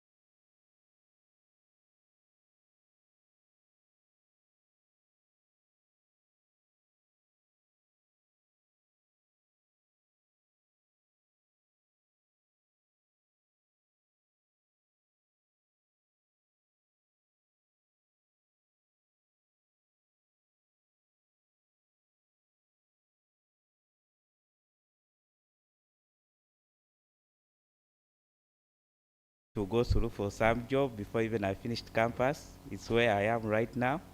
It is all because of safety. And right now, we didn't only get the job, but the knowledge we got, we are passing it on our teams. And that's what is making us stand out. Because as an engineer, safety is the priority. You have to give it. So we are moving on. Fire trainings, first aid, all those what we got, we also giving to our teams. And it is making us stand out because of the trainings. I would request the 2026 cabinet, if it's possible, please, we need more trainings. We need Nikosha back on the board. Thank you. Good afternoon, everyone. My name is Samuel, and I'm not going to speak much because shortly I will be here as a representative of the alumni. And I want to commend Mr. Nicodemus for the great work he has done. You may just see in video or him speak, but there is a lot that has happened. There are a lot of testimonies that people can give from his work. It's been really a very massive output. I always speak to him, and I always encourage him, at least come back to Kyambogo. We are proud that we are an institution known for engineering. But as he said, engineering without safety is nothing. Thank you so much. I don't want to take a lot of time, and I'm so grateful. I'll be back. Thank you. Wow, thank you so much. Thank you so much, Mr. Agumenawe Nicodemus, for the insightful session you've given to us about safety. So we are going to welcome 2 questions, 2 only 2 because we are running out of time. If you want to ask anything about safety, feel free. Just 2 questions. Anyone?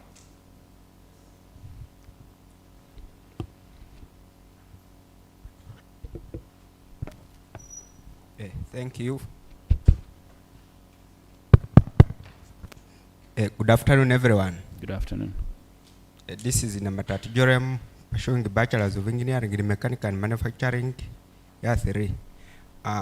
What I would like to ask, does this certificate has an expiry date, or because always the certifications they always talk of, they have a certain certificate, they will expire? For Kyambogo, it's open.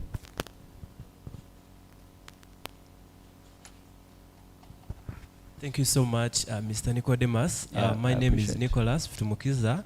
I'm from King Caesar University, pursuing Bachelor's of Petroleum Geoscience, and I'm the current president, King Caesar Petroleum Geoscience Society. Yeah, I would like to inquire if these trainings are also extend to other universities, to my university like King Caesar, if we can also work with you and also partner, such that these trainings can also benefit our students there. Thank you so much. Okay, we are open, and we're only in 2 universities, School of Public Health, Makerere University, and Kyambogo. But we are open, for further or for more opportunities. Thank you. Okay, thank you very much. My name is Arnold Kawesa, and I'm a student from Bachelor's of Civil Engineering, year 2. My concern is about safety in regards to mental health. How do you people incorporate the mental health part in the safety measures?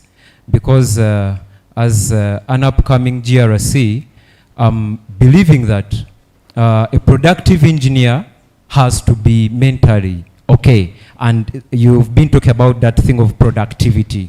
So how do you incorporate the mental safety in the other safety measures? Thank you very much. Thank you.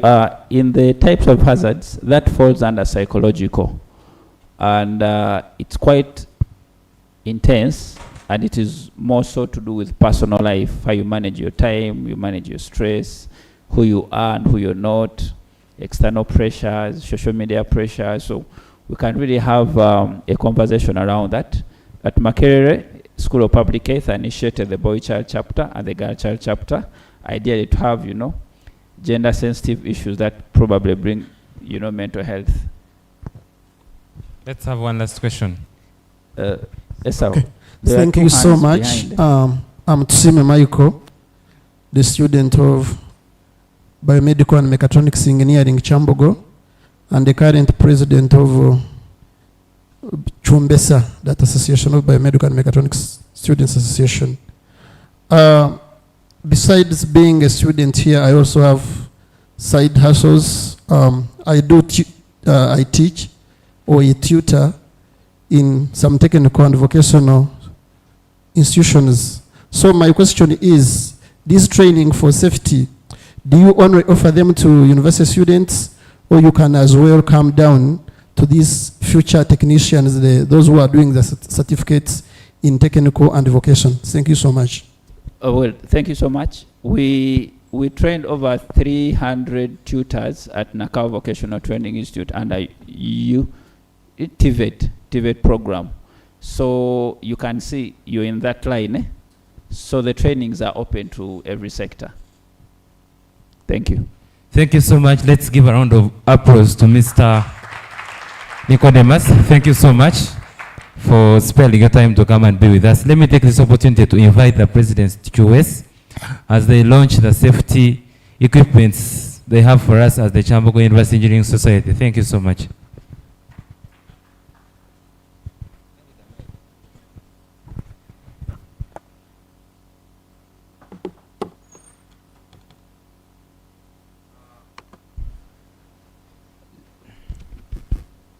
Ladies and gentlemen, am I audible? Another round of applause to Mr. Nicodemus from Nikosha. I'm hearing a lot of mamas. The people who are seated at the back, it's like you're disconnected from us and what we are communicating does not make sense. Honorable Eric, yeah, if it's possible, kindly push a bit forward, because we did not come here to waste time. I could ask you questions about safety and I'm sure I could not answer any. But let's kindly push forward a bit. Let's occupy some of the seats this side and that side. Kindly, it's a kind request. Yes, the people who are seated at the back, kindly respect the ones this side. It's like you're disconnected. Yeah, engineering should also have some discipline, people. Yeah, I'm sorry, but yeah, the leadership is in me, and it just looks weird for me to see people at the back conversing while others are listening. And the mamas were getting loud. It's like we were wasting time. Then a round of applause to all of us who have managed to stay here up to this time. Kindly clap for yourselves. Yeah, it's not really easy to be that patient, but it shows that you're benefiting something or you're gaining something out of this experience. So the last things on the last items on our agenda, and I'm sure by 2:15 we shall be done with everything, I'm going to be presenting the safety wear that was a project, part of the projects of the previous regime that I happened to be part of as the speaker. And some of you were asking questions. You're like, do they exist or they only exist in pictures? But we have our samples with us here today for the different departments. And we are going to be coming with Pre-World Engineering Day offers for you, most especially you who have attended, since you've all been registering. Then another thing is we'll have like 2 minutes to have remarks from the alumni representative. They've really supported us even up to this time, and we appreciate them. Then lastly, we happen to have winners of the recently concluded University Innovation Bootcamp. And these people were awarded.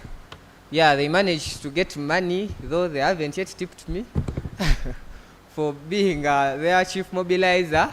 But they're around, and the top team, which is headed by my deputy speaker, right, Honorable Asero Hope. Yeah, it's a pleasure to have a society with winners. She's going to be presenting her project, Move Safe, and she's going to be presenting it in a pitch format. So she'll take, I think, 3 minutes or 4 minutes, and 1 minute for questions. Then we are also having the team of Solar Maximizer. I think that was the 5th team. a team of year ones who managed, out of the 150 teams, they managed to come up. And these teams, by the way, had finalists with their final year projects. But for some reason, they managed not to emerge. They're also going to be giving us their solar maximizer. Then I think I have from biomedical, one of the finalists, Mr. Edson, right? Yeah, he has also his project. It was among the finalist projects. ADOS could not come through today because of time, but I'm sure Right Honorable Riser was in position to present that, but because of other issues, we could not come through today. It was also a finalist project. So Kyambogo University had 5 projects in the finals. The other was still coming from biomedical by a gentleman called Omara. And I think, yeah, we shall also have the think tank. Is it think tank? Yeah, think tank project from Kyambogo Electric and Electronics Engineering Students Association. I think you can already see part of their prototype in front. And then we shall call it an event. So allow me invite the Vice President Biomedical, Honorable Isaac, such that he can help me in displaying some of these things.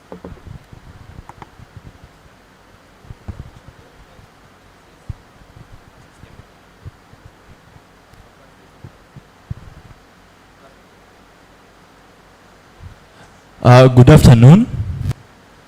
Yes, if anyone has a notebook there, maybe you can hold your pen and a book, or you get somewhere to type in your phone, or if you're good at remembering, I just want you to remember my name.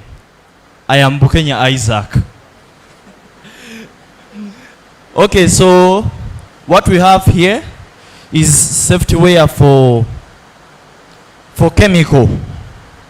This is for chemical, and you can see this is assess. So even the people for oil and gas, they will be using this, as you can see.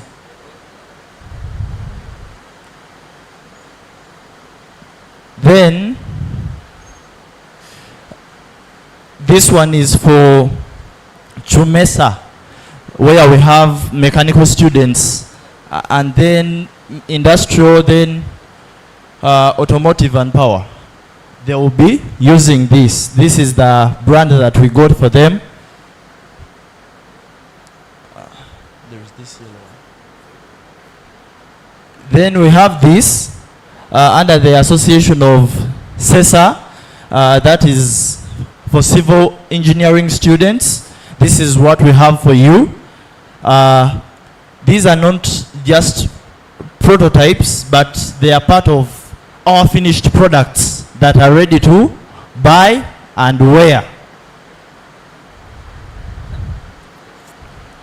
Then we have this for our electrical engineers and as well telecom, right? Yeah, so this is what we managed to formulate for you. It's a good design, right? Then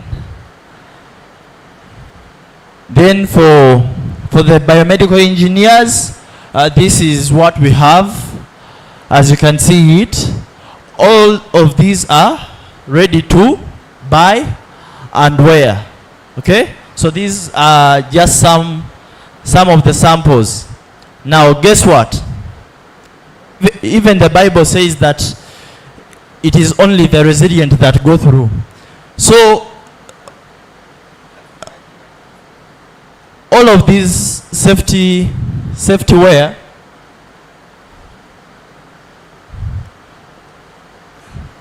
so the safety wear that we have here costs only 80,000 Uganda shillings. Now it's not about the price, okay? We are talking about a combination of durability, branding, designing, and and strength. All of it is being coupled with affordability. So there is no way you're going to get something of this quality at that price. So only for the people that are here, for the people that have attended this celebration today, we are giving a discount of 5,000 to whoever buys this safety wear. Okay? So you're going to purchase it at 75,000. Now I believe someone out there is saying it is on short notice. I didn't come with the money. We've also worked on you. What are we saying? You can book this safety wear with as low as 5,000 Uganda shillings. Okay? As long as you're here. You can book this safety wear for as low as 5,000 Uganda shillings. But that offer is going to be valid for like when you book. You only have 1 week to purchase it at 75. Beyond the 1 week, you have to purchase it at 80,000. Is that okay? So everybody here, I believe, can afford to pay maybe the booking fee of 5,000. So within the 1 week's time, you can pay the remaining 70,000, right? So meaning by Friday, you'd be done. And then to conclude, I'm requesting for some little time, but to conclude, I want to request all of you to come to my support as I rise to extend the voice of engineering in the 22nd Guild Government as a GRC for the MIT Faculty of Engineering. Because I believe where engineers stand, there is not only progress and productivity, but also proactivity. Thank you so much. Let me first conclude here. Kindly give him another round of applause. He's giving you a discount on safety. Just on the record, I am not the one who selected the color for electrical. I was seeing electrical people looking at me badly. I'm not the one who selected that color. But in case of any adjustments, we can always have a meeting with Kesa.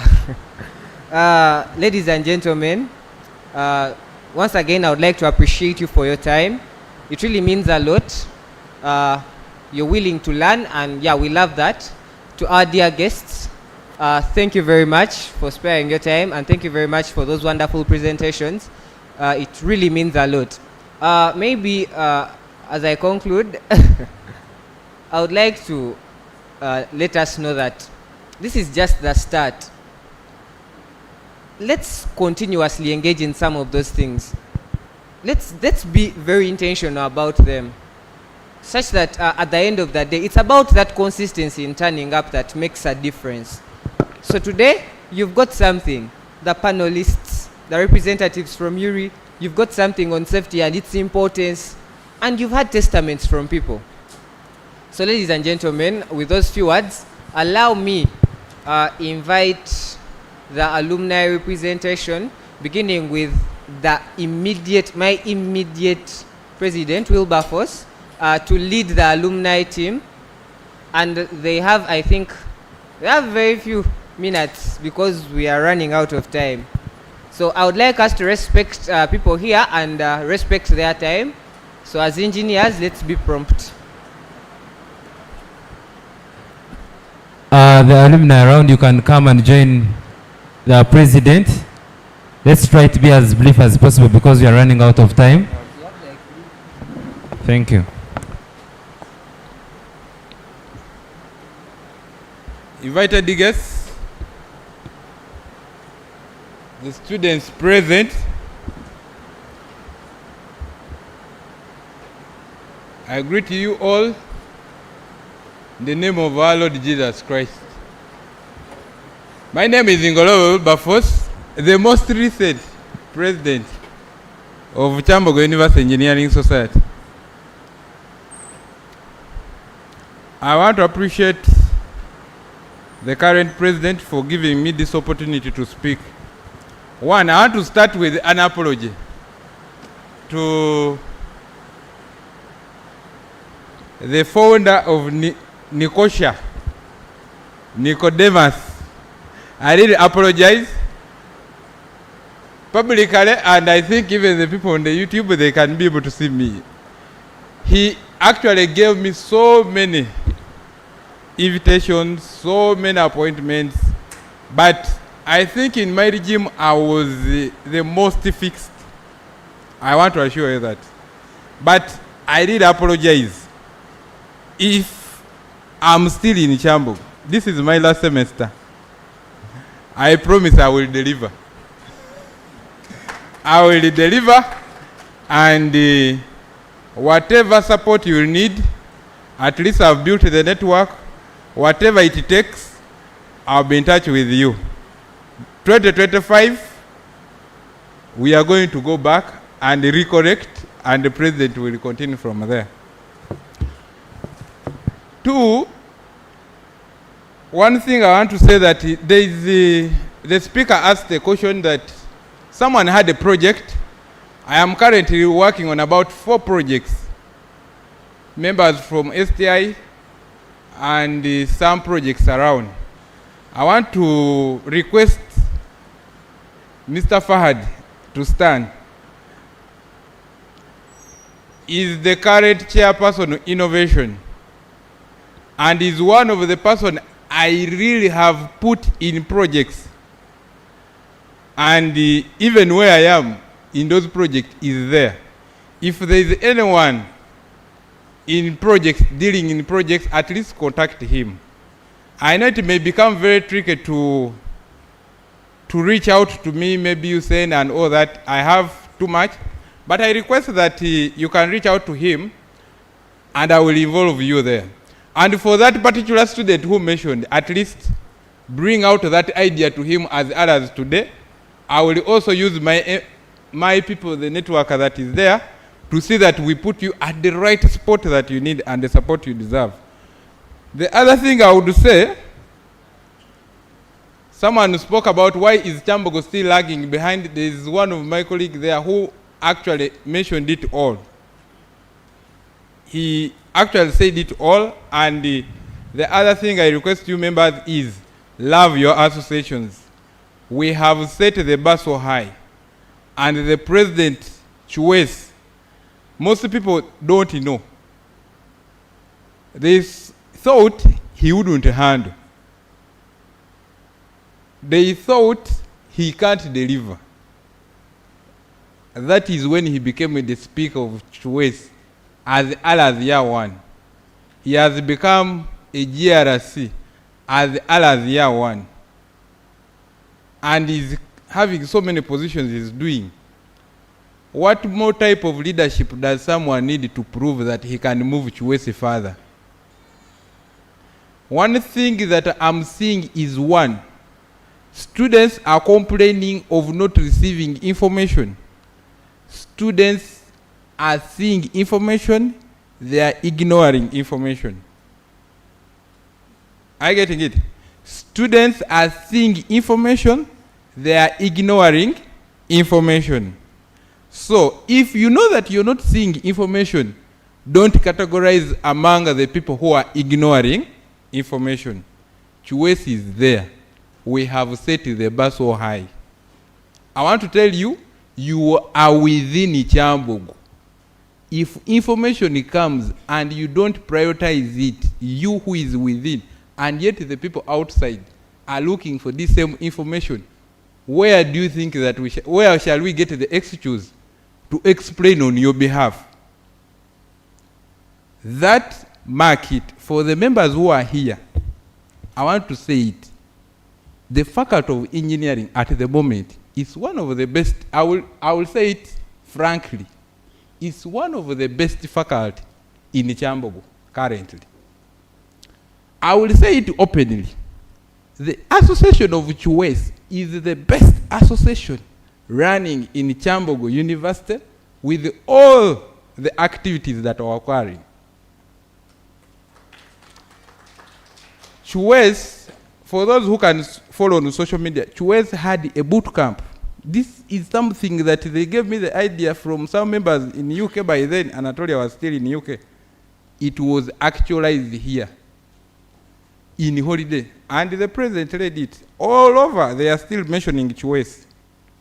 So, students, get to the right spot. And whoever thinks that he needs information, I will only refer you to the QS executive. They will give you the information. And I want to say that in my time, I had as very many trips as possible. We went to Uganda Industrial Research Institute. That I'm 100% sure. And students who were there, they went there. I am very sure that even the current president will take students there. It does not stop on you going for study trips. Look for innovations, put them there, and I can assure you these people are going to give you all the support that you deserve. We have moved away from the era of just moving. We are moving in the era of knowing that you put something on board. Whatever is happening to students is mindset. I can say that we can take a full year at the moment to just talk about the mindset. If at all students, and I pray to the ones who are available, let your mindset change. Have a positive mindset towards everything. There is nothing that will happen in Kyambogo without QS being informed in the Faculty of Engineering. Whatever internship programs you need, those people will know. I made my statement clear. As early as year one, I will never do internship in any institution that is below my standard. I can assure you, I did all my internship in the best placements ever. I was in Uganda Industrial Research Institute. I went to EDIC. It's not easy, but I made my mind very clear that I will be to the best, and I've done it. It is very possible to you. But where is the opportunity? QS. In the current era, we have never had mobilization. In my time, I didn't mobilize students to join QS. But I want to say it clearly. The president has the powers. Get involved in QS, know all the activities, and trust him. He will deliver. He will deliver. You don't need a year 4. You don't need a year 3 to deliver. Or you don't need even any. You need someone with a positive mind. And here I'm just speaking as one of the alumni of what? QS. And that is basically what I need all of you to do. It's my prayer. There is a lot that is happening. Of recent, at least I've been informed, the Outreach University of Netherlands is going to be in Kyambogo, recruiting for students to do different innovations and all that, even scholarship opportunities. This is something they are going to give to the president. You think the president will come and beg and look for you? You will have to follow those handles of QS. QS has hit the bar. And the bar is very high. I remember even in the event I was in, the vice chancellor would call me and tell me, Wilbur, you have invited industrial partners. You have not invited me. Why? That is as far as QS is concerned. So, engineers, love your associations and embrace them. I will still, as a previous president, I know I'm part of the people who actualize the safety wear. This is going to be the foremost safety wear for the faculty. 70% of it is blue, 30% of it is different association colors. That was the mindset. And I know everything is going to be there. I know 2-3 years, because personally my target was by 5 years, let's have not go to the industry. You find someone is putting on black, red, white, what, those colors. They can't define you. This, when I was on a podium with Minister Musenero, that is when I developed an idea. Students of Ndeje came when they are putting on formally with their safety wear. When I came here in Kyambogo, I said, you know what, I am not leaving this office before these things are actualized. I did my part as the president of then. And it is now the current president plus the positivity of you to see that you embrace what you basically need. And I want to say this.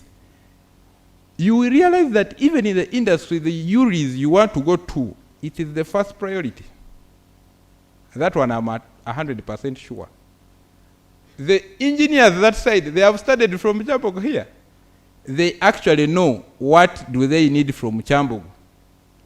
Now, on that very note, I say, when you purchase the safety, you're not purchasing only because of the prices. You're purchasing for the target you're going to set. It's going to be within you. It has started with you, and these opportunities are there. Thank you so much. I want to invite the executive who handed over power to me, because these are the people who shaped me, and they also have a message to pass across. You're most welcome.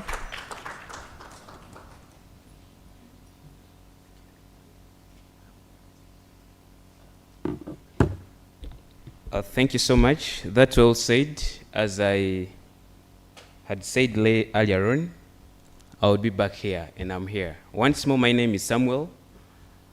I'm a former student of Kyambogo University, Chemical Engineering, 2021-2025. Thank you so much. I'm the former Vice President for Kyambogo University Engineering Society. I wanted to put a disclaimer. Kyambogo University Engineering Society is not an association. It's a society that harbors all the associations that we have in the faculty. We are so much privileged to be part of this event, and here representing the ladies and gentlemen, whom perhaps I'm not in the capacity of representing, the former presidents, the former vice presidents, and the former executives of Choice. And I'm here to speak on their behalf. So first and foremost, I want to applaud the Association of Chemical Engineering Students. That is SS, not assess. The right pronunciation is SS, not assess. I remember when the first inauguration of this event, the idea came from this executive. And if it was not actualized by these guys, if the idea was not brought up by these guys, I'm very certain we may not be here. So I really want to applaud. By then, His Excellency Remy was my stubborn vice president in SS, and I really commend that executive for doing such a great job. Without wasting time, before I give in my remarks, allow me deliver one of the most beautiful speech from one of the former president of Choice. That is His Excellency Gavin Kasada Agabo. Guest of honor, the president of Kyambogo University Engineering Society, members of the executive committee, distinguished guests, industry partners, fellow alumni, and brilliant engineering students of Kyambogo, good afternoon.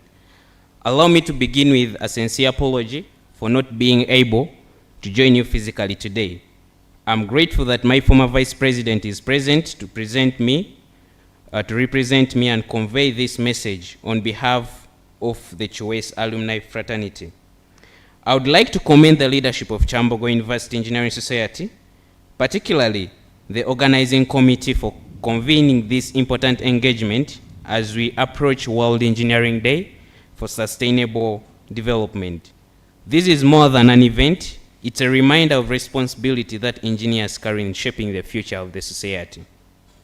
Fellow engineers and future engineers, engineering is not simply about mastering equations or designing machines, At its core, engineering is about solving society's most pressing problems. Yet we must confront an uncomfortable reality. While Uganda continues to graduate many talented engineers, our country still depends heavily on imported technologies and external solutions for challenges that exist right here within our communities. This raises an important question for all of us. Are we training ourselves only to understand engineering, or are we preparing ourselves to transform Uganda through engineering? The future of engineering in Uganda will not be defined by how well we replicate solutions developed elsewhere, but will be defined by how boldly we create context-specific innovations, solutions designed for our farmers, our industries, infrastructure, and local economies.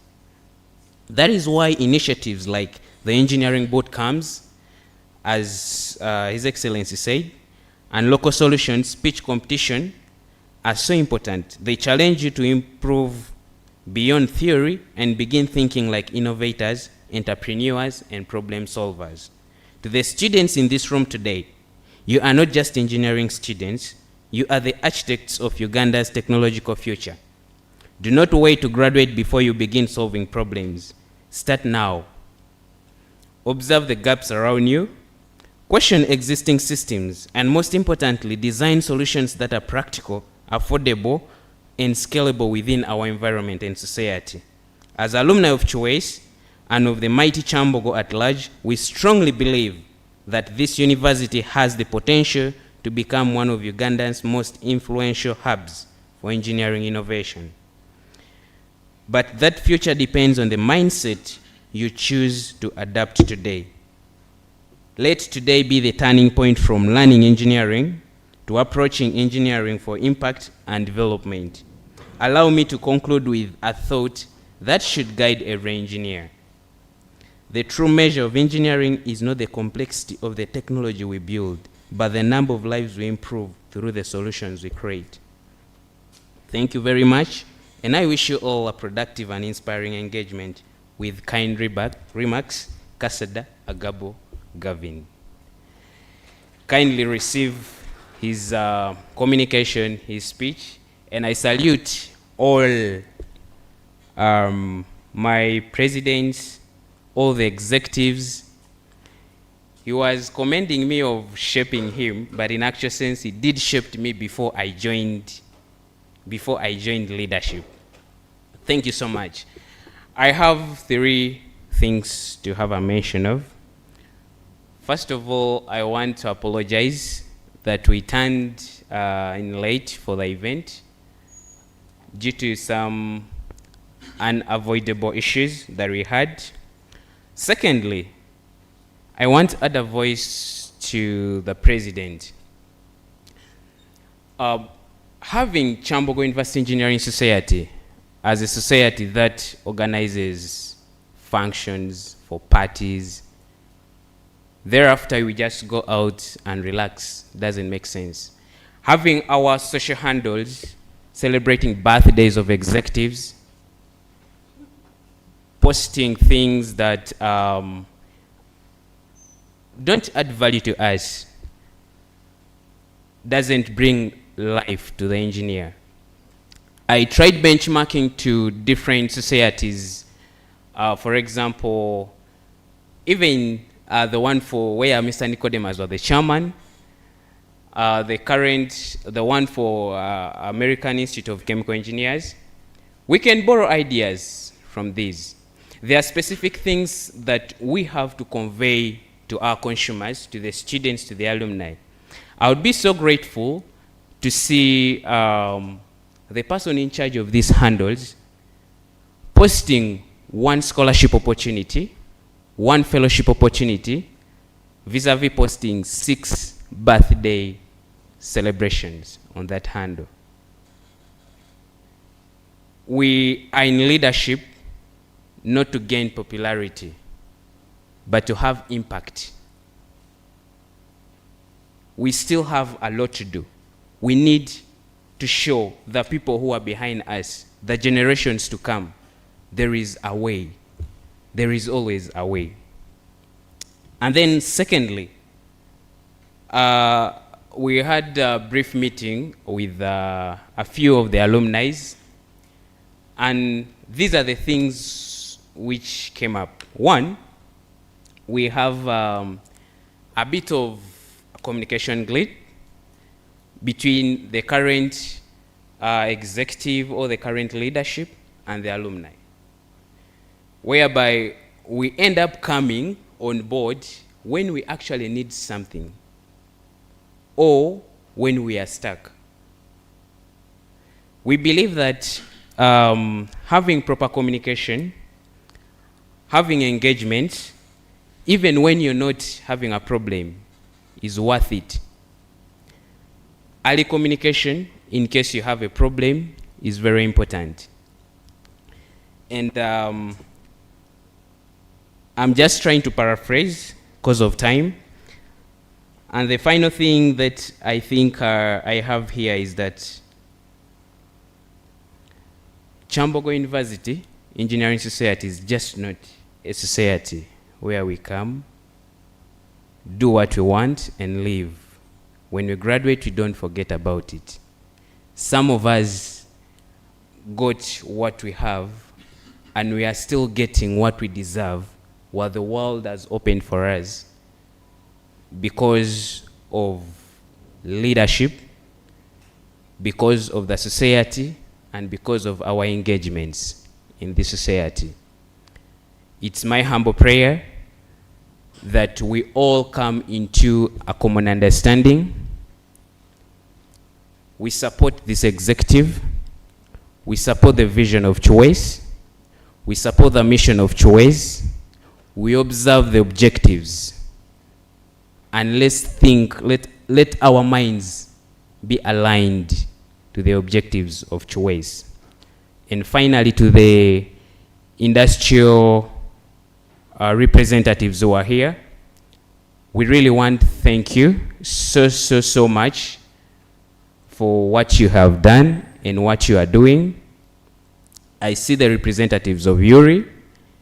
It's a great pleasure that when you go to most of these industries, I don't know whether they prefer Kyambogo students or they have something with Kyambogo students, but I must take my sincere appreciation to most of these industrial or industry representatives who always take time to visit us, that most of us have been absorbed into these industries. And I pray that you guys, you follow the same route. Thank you so much. I want to end this by saying, stay safe and keep in mind, you're an engineer, follow safety. For more information, please reach out to Nicodemus. Thank you so much. Thank you so much. Let's give them another round of applause. We are running out of time. Let's welcome the Think Tech presentation. So, hello people. I know our time is fast spent. So, just as we conclude, we would like to have a presentation of the innovations that some of them that were able to bring them, so that you could look at them, and even for us who are not yet there, but you're thinking of developing something, and you can always benchmark. So it's going to be in like a 2-minute pitch. 2 minutes, you pitch, then the comments will come in at the end. The comments from Engineer Sabiti and the people from Nikosha will come in at the end.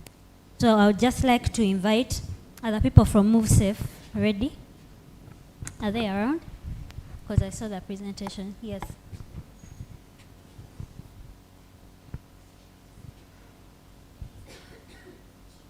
And all the other pictures.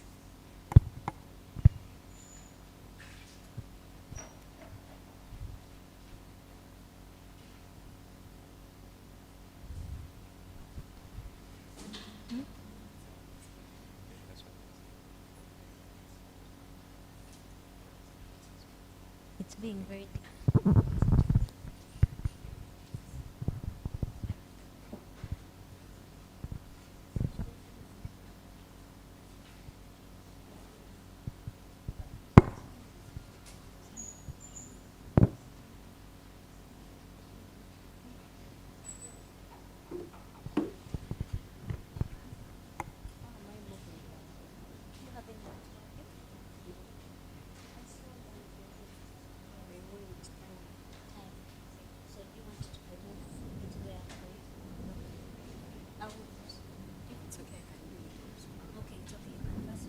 use this.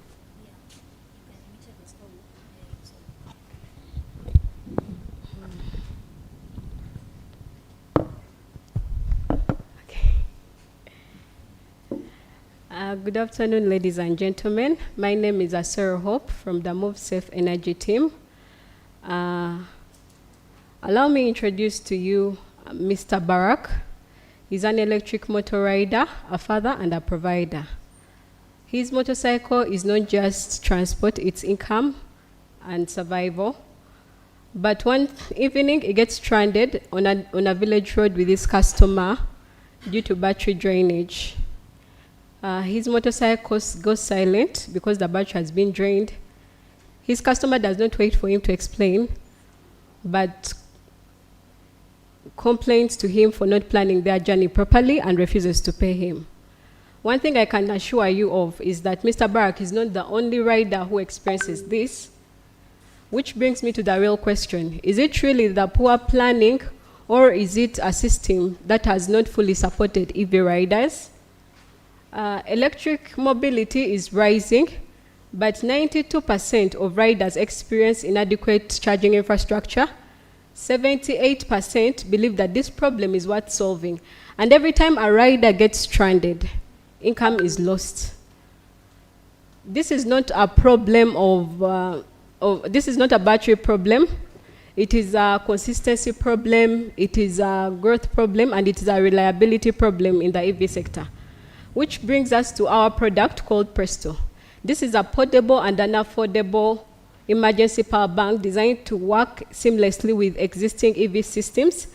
Think of it like an insurance, but the kind that shows up when you need it. It gives us an extra range of 15 kilometers in case the battery is drained completely. We have a portable design and a magnetic attachment that makes it easy for the riders to carry. And we have extra ports that other electronics can be charged on. We did not assume all this information I'm telling you, we validated it. We interviewed 55 riders, spoke to 2 EV companies, we visited 3 swap stations, we had 500 social reactions, and we were able to secure $600 funding from family and friends and from winning the Engineering Innovation Bootcamp.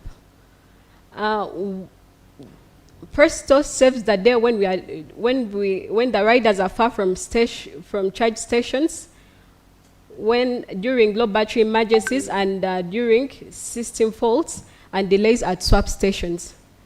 Our market size is 17.4 billion, was 17.4 billion at the end of 2025, and it is expected to rise to $30 billion by 2030, giving us an increase of 72%.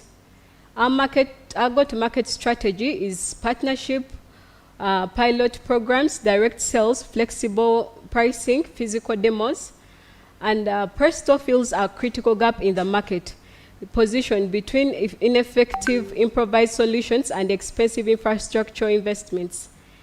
When our riders are confident, their customers are satisfied, and EV adoption grows. We all move closer to a cleaner, more reliable transport system.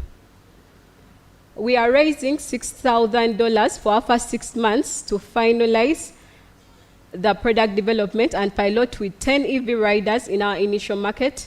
And we are also seeking for non-financial support, that is the experts in EV technology, battery systems, and experts who will help us with our go-to-market strategies. This is my team. Presto is not... Behind Presto, we have automotive engineers, electrical engineers, battery experts, and a designer who came up with the product you have seen. Mr. Barak and other riders should not have to choose between stranded embarrassment and low income again. With Presto, when the battery runs low, your hope does not. Thank you. And I'd like to share with you the video for the... Yes? No, they took it. They're still working on something. Okay. Thank you.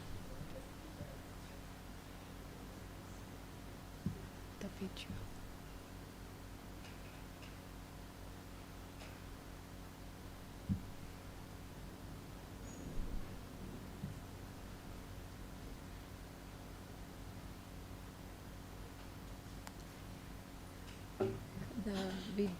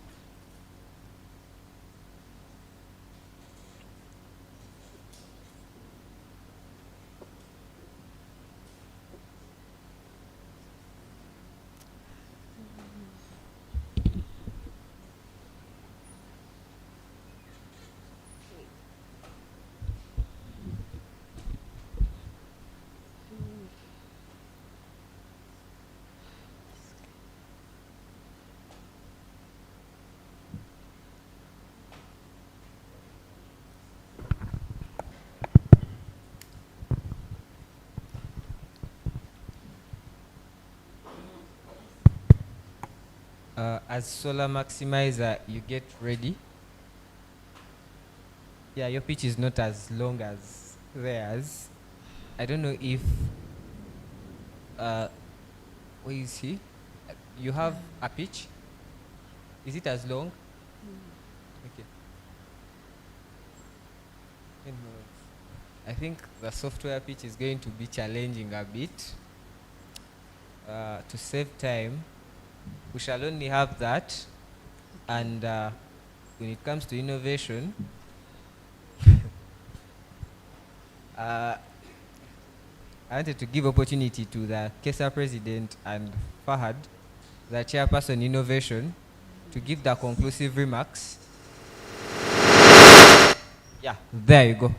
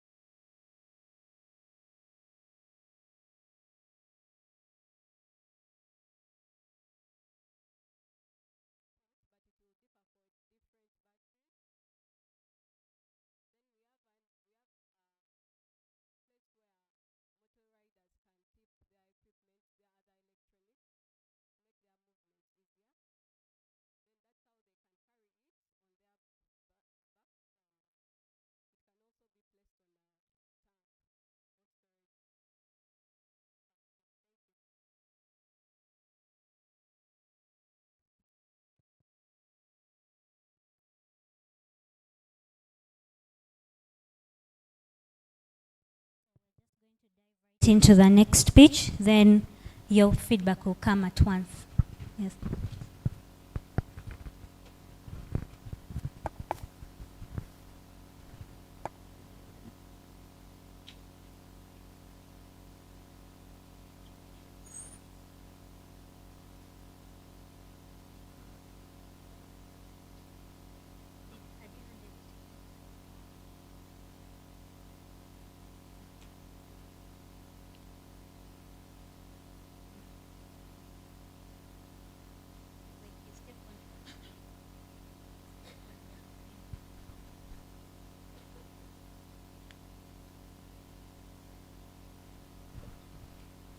Good afternoon, ladies and gentlemen.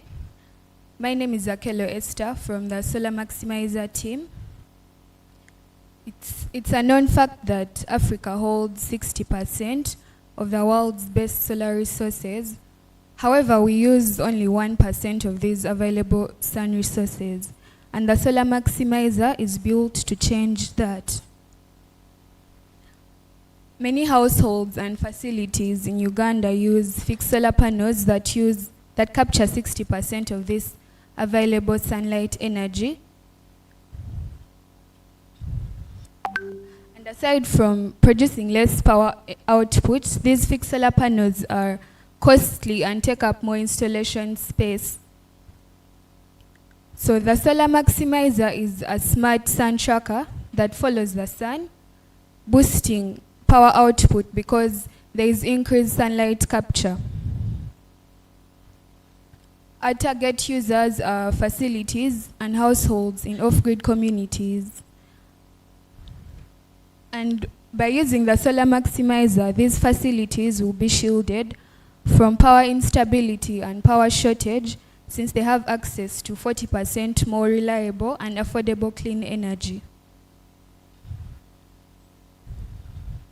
Aside from being affordable and reliable, it's also clean energy, meaning we are contributing to sustainable development of our environment.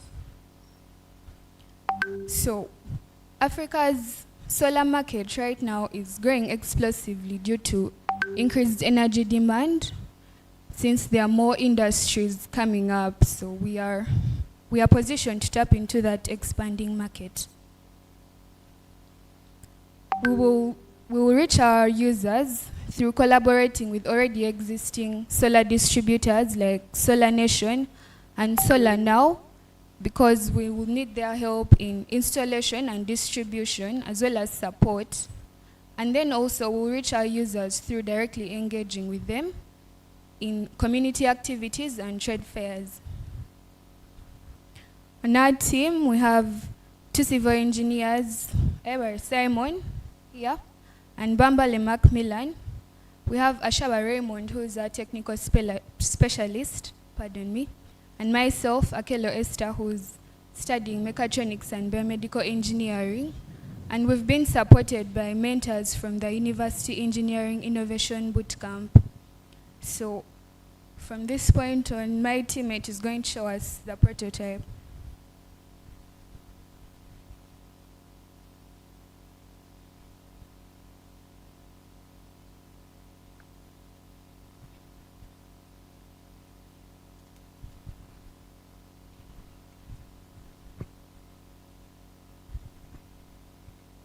Good afternoon, everyone.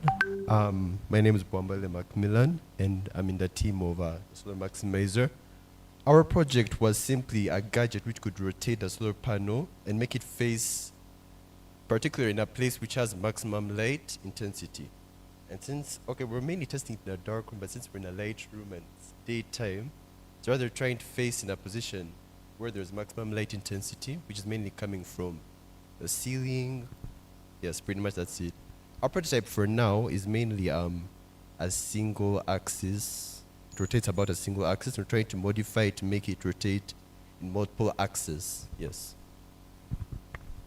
Thank you.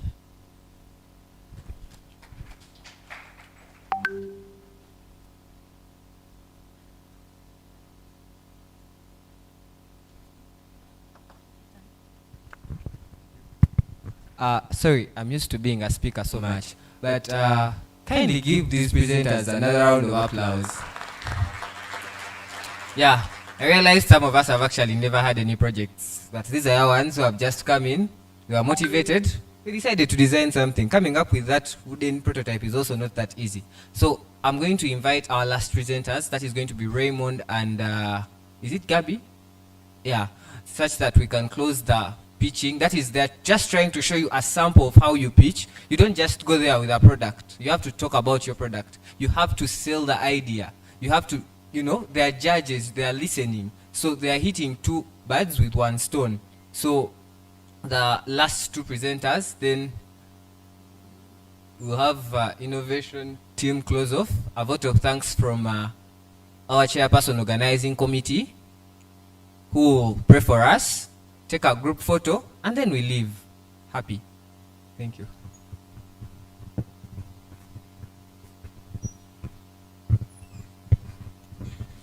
Thank you very much for this opportunity. Sime Raymond, a student in year 3, Kyambogo University, Electrical. We are here to present you a project. It's a silo, a grain silo, but this one is a digital one. It's comprised of many sensors in it, sensors that are going to measure different parameters. First and foremost, many of you may not be knowing what a grain silo is, right? And a grain silo is just it can be cylindrical or any kind of shape, as you may see here, but a container, all I can say, that's going to store for us our grains and this can be maize, whatever you have, beans or whatever from your harvesting from your garden, and you wish to store them and sell them at a later stage when the prices are the ones that you want to sell at on the market.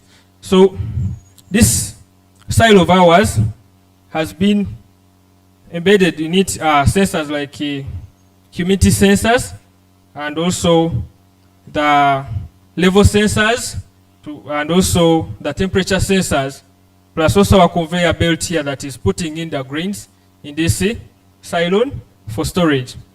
Those three parameters are the ones that are going to make you have your grains last longer for even decades until you sell them when you are desired to do so.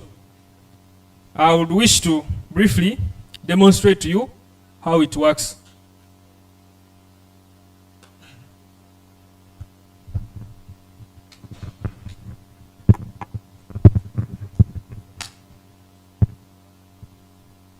So this silo, it has these LEDs that are going to tell us the level of the grains. It also has a motor with a conveyor belt attached to it that is going to send in the grains into the silo. It has a fan that is going to monitor the humidity and also the sensor inside it. And also it can be gotten outlet, it has an outlet that can be taken for the logistics and whatever for sale. So here's how it works. You see that when you put it on, like now it is loading grains inside the silo, and when it reaches a level that is required, like maximum, we had set it to be full, it stops. So how does it help us? This helps us in safety, that inside here you cannot go there as a human being to check the levels and remove rodents and monitor the parameters at the temperatures and humidity. So this also ridiculous, and also we are looking at having it connected to the internet, and you can get real-time data and monitor it. Otherwise, I'd recommend the university to also support in providing the materials because they're also a little bit expensive to come up with this prototype. But under QS, I'm sure in the innovation hub, they will also consider this in practice, that we have our own lab where we can build many of these projects. Thank you. So a very good afternoon to everyone. My name is Senyendo Gavin, Year 3 Telecom student. My project, as my friend that has been presenting, we are mainly basically focusing on the sector of agriculture that is growing massively in Uganda since ever since many years ago.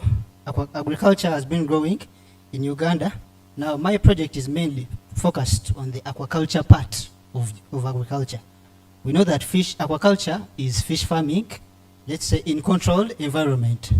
But due to some research in Uganda, it has shown that many farmers are not well educated about the conditions that are needed for fish to grow optimally. These are what the conditions we call the water quality parameters. We have pH, we have ammonia concentration, we have temperature, we have turbidity. So turbidity, this is the clearness or cloudiness of water. So our system here is designed,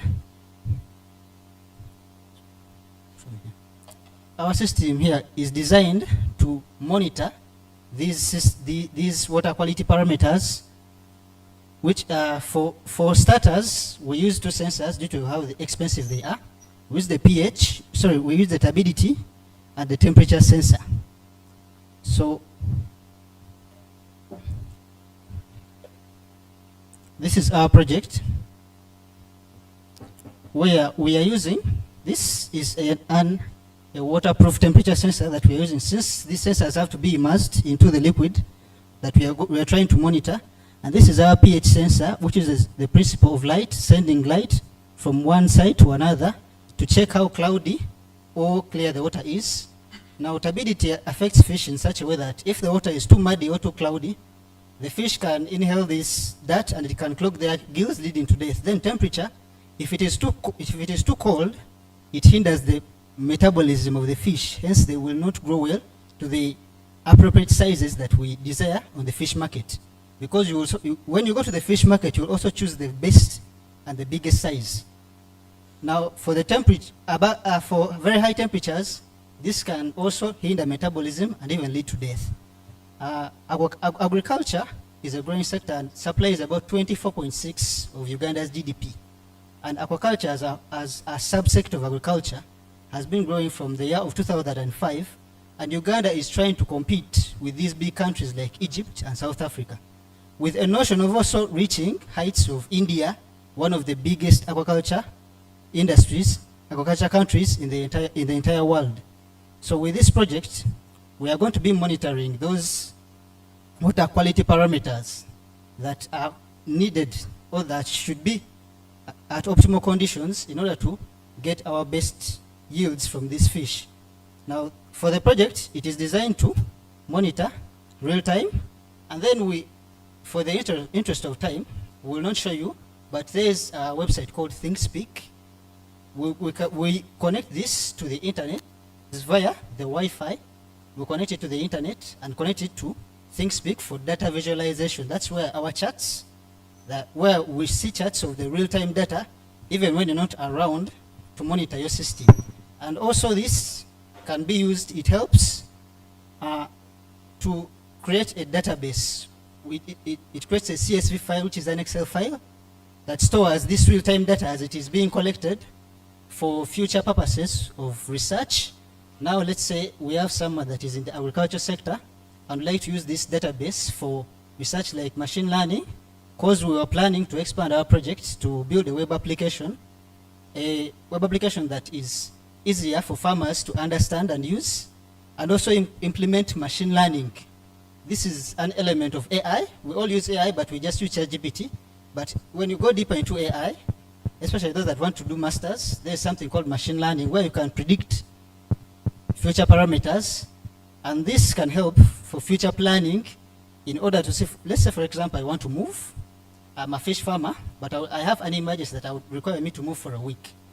Now, this project is designed that if it is built with a website, web application, sorry, not a website, a web application, I can control the actuators like automatic feeding, an aerator to cool down the water in case the temperature is too high, and also I can review the previous data that has been collected over a period of time, and that can be given to specialists, especially these that come and do supervision, in order for them to optimize the systems and give you proper advice on what to do in order to maximize your yield. Time.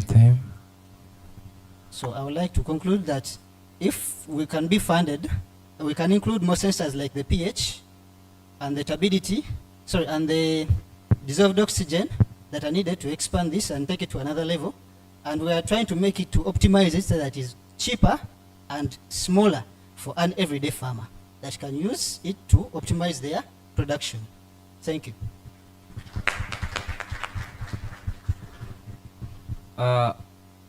Kindly give them another round of applause. One that's not for me and you.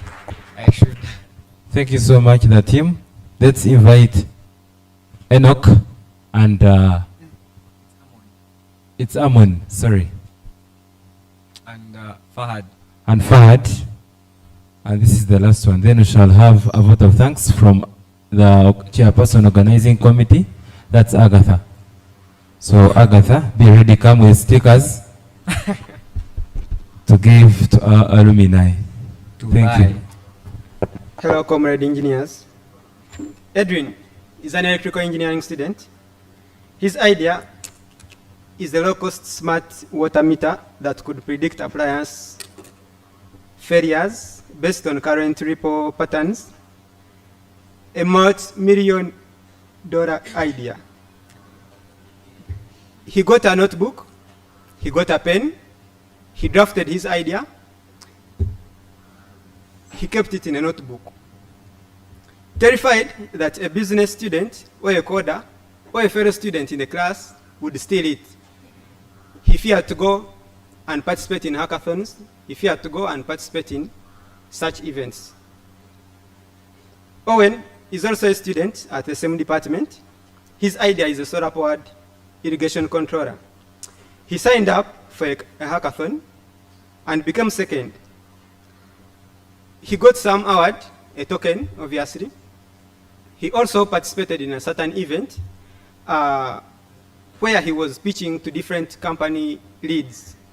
For a minute, he feared that the fear that he had always had of students or any other person stealing his idea was coming true. He pitched his idea to a team of business and computer science students. For a terrifying moment, he thought they are going to take his idea he had built. By staying, he later realized that by staying on these sidelines of fearing, he wasn't protecting his idea, but he was protecting it from ever being real. Just because he took an extra mile to go and pitch it, he received questions from different students he was pitching to, he received questions from a computer science student who provided some ideas on how to extend the code. Another electrical engineering student who hadn't seen this project before provided some more alternate ideas of which this same project could go an extra mile to cover up. And also a business student who advised this very student who was pitching his idea how to sell this very idea to the rest of the market. My name is Nasasra Amon, representing Kyambogo Electrical and Electronics Engineering Students Association. And I'm here to represent specifically Think Tech Hub under the same association. It's a student startup initiative, and the major services we do is we protect brilliant ideas from students. That's intellectual property rights. We work together with the Innovations Clinic, Kyambogo University Engineering Society, and through these patents, we realized that by protecting students' ideas through the university, obviously, the students would have the urge and the possibility of bringing their ideas to work, to prototype, and make sure that they achieve from their very ideas instead of keeping them and then graduating just with a piece of paper while they don't achieve what their idea is meant for. So to conclude, I would say that we've all listened to a lot of motivation speakers. Most of them who are here, they've been inspiring us, they've motivated us. And as engineers, I believe reaching at this level, right from your high schools, right from your homes, parents, they've always given you motivations, they've motivated you. And when you come to me at a certain point after such events, I go and sit down, I look at the motivations that, I review the inspirations and realize that if at all I attend any other similar event without making sure that I implement these ideas or these motivations that I have received from whoever, it will have been a wastage of motivation. So I would challenge us that the next time we come for such events, we come up with some prototypes. Prototypes because they've talked about innovation, they've talked about coming up and making sure that we innovate as a society. So I would advise us the next time we organize for an event, such as pre-world, we come with projects, we come with, yes, and all that. So the other services we provide is protect, we go global with innovation, we outsource different hackathons, we outsource different competitions from around the globe. Currently we are participating in the ICT global competitions, we are at the regional level. We are also in the Digital ID Hackathon. We are also participating in the Heart Prize. Thank you so much. And this is because of the initiative that we brought up ThinkTech to support students instead of waiting for the administration to always come up and support us. If you wait for them and they don't show up, you choose to start it up yourself, then the students would come up and support thereafter. So I would encourage all of us to support this idea of think tech and make sure that we have these innovations come to life before we graduate, so that by the time we reach out there, these products have already gained a certain amount of uplift from the different views from different companies and the other people we pitch to in these very events.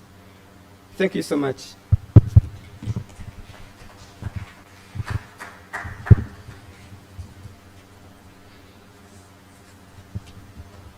Good afternoon to us all. I'd like to thank by thanking us all for staying up to this moment of the time. It's a big commitment to come. We have not provided lunch, we have provided a simple refreshment, but you've been here all along. I'd love to start my speech with saying that scientists study the world and how things move. Engineers build the future. We build what has never been there. So as we celebrate World Engineering Day today, it's a call to action to us as student engineers and the young engineers in the place to take up a mantle and take on innovation. The golden opportunity we have is context, the African context, where a place which has 1.5 billion people, that's a very big market, and they're estimating it to have 1.75 in 2030. That's a very big market that we can have, that we can work into.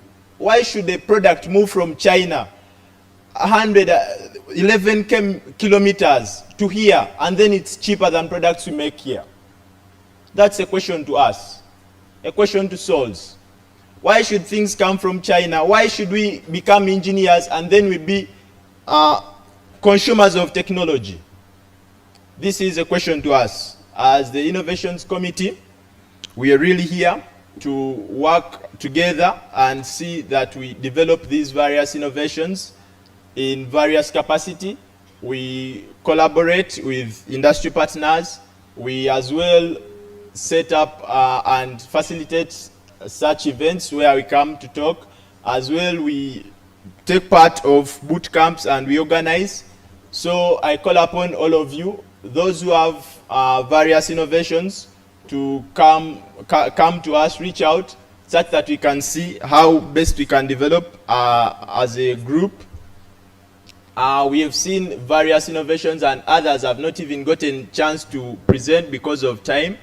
I thank all of you for the opportunity. Those who have been given opportunity, you've really showcased something very good, very nice. And then those who have come out to request for the opportunity, I think we shall have more and more, because as you know, government doesn't create jobs. It only provides what is already in existence, but startups do.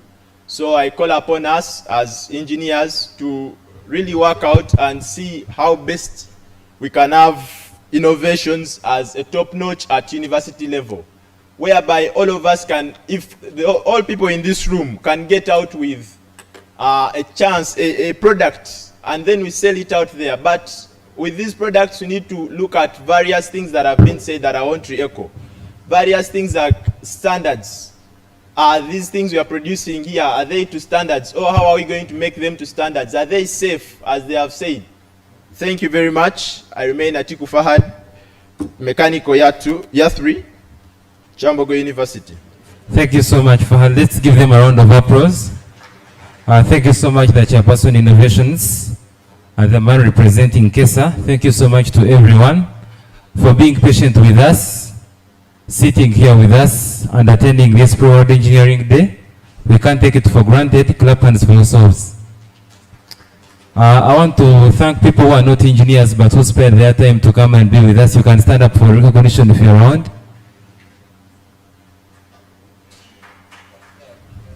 Feel free. Wow. Thank you so much for joining us. We are really grateful. If you haven't gotten a sticker, feel free, grab one. For alumni, it's just 5K. For the it's 10K. Then for the guests, it's also 10K. Then for the students, just at 2K. So grab one. Then for the PPEs, it's a 2-piece, not a 1-piece. So you can come and grab one at an offer still 75,000 Uganda shillings. Let me welcome Agatha to come and give a vote of thanks and also give us a closing prayer. Then after we shall go for the photo session. Thank you.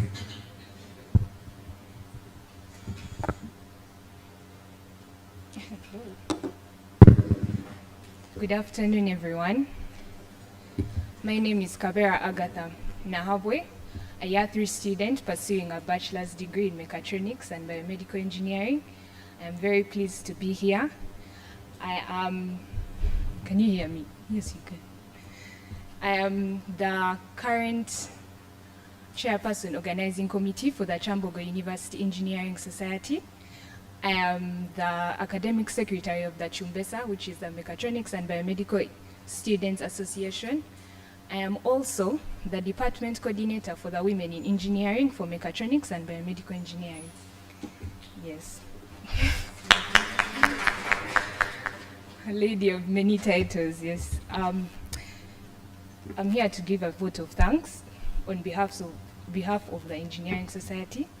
I'm very pleased and very honored that you chose to honor our invite to be part of us, the representatives from URI, the representatives who are on the panel, who are part of the student body, my fellow organizing committee members on the Kyambogo University Engineering Society and ACES, we thank you very much.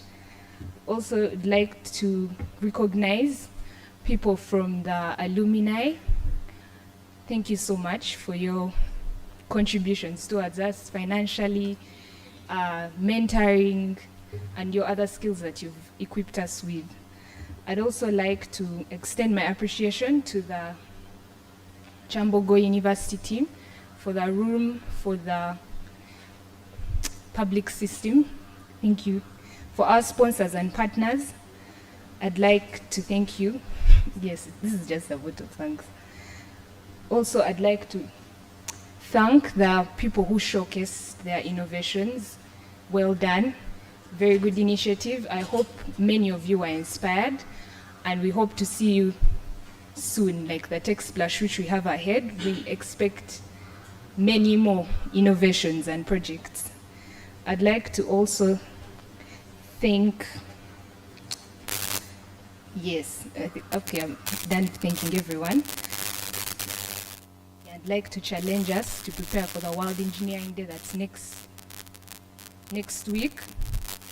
This is the pre-World Engineering Day that's organized by us, but the World Engineering Day is done by the ERB, the Engineers Registration Board. They have activities that if you're following our pages, they are running, their publicity is going on. So take note, and everything that you've had here, I hope you've taken them you've taken notes and you're going to put them into practice. Thank you for your time. Have a lovely day. Oh, sorry. Let's humble ourselves for a word of prayer. Dear Heavenly Father, we thank you for this day. Thank you for your love, mercy, and grace. Thank you for equipping us with financial things, for the people who spare their time to come and be with us, the people from URI and the panelists.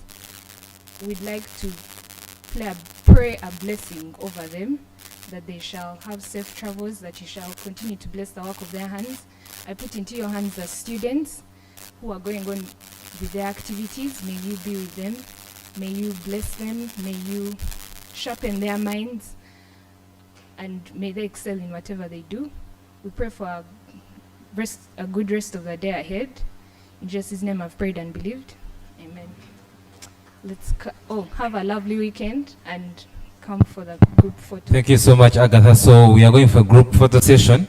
But as you're leaving the room, make sure you don't leave anything you use. Let it be a bottle. You can take them outside in the dustbin. So we are going to have an organized group photo session. We are starting with the Chues executive, and then our invited guests who can choose and assess, because those are the two associations that were spearheading this. Come with your stickers you bought for a group photo session. assess and choose executive members. Let's have an organized group photo session. Make sure you don't leave anything you used.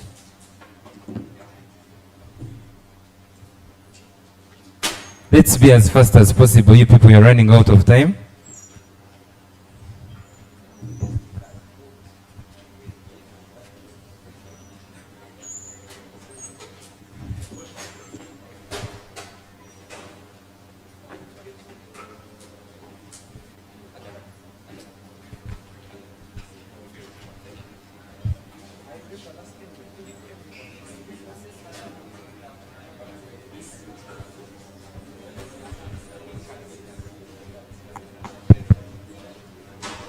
People don't leave because we are also going to have a group photo here.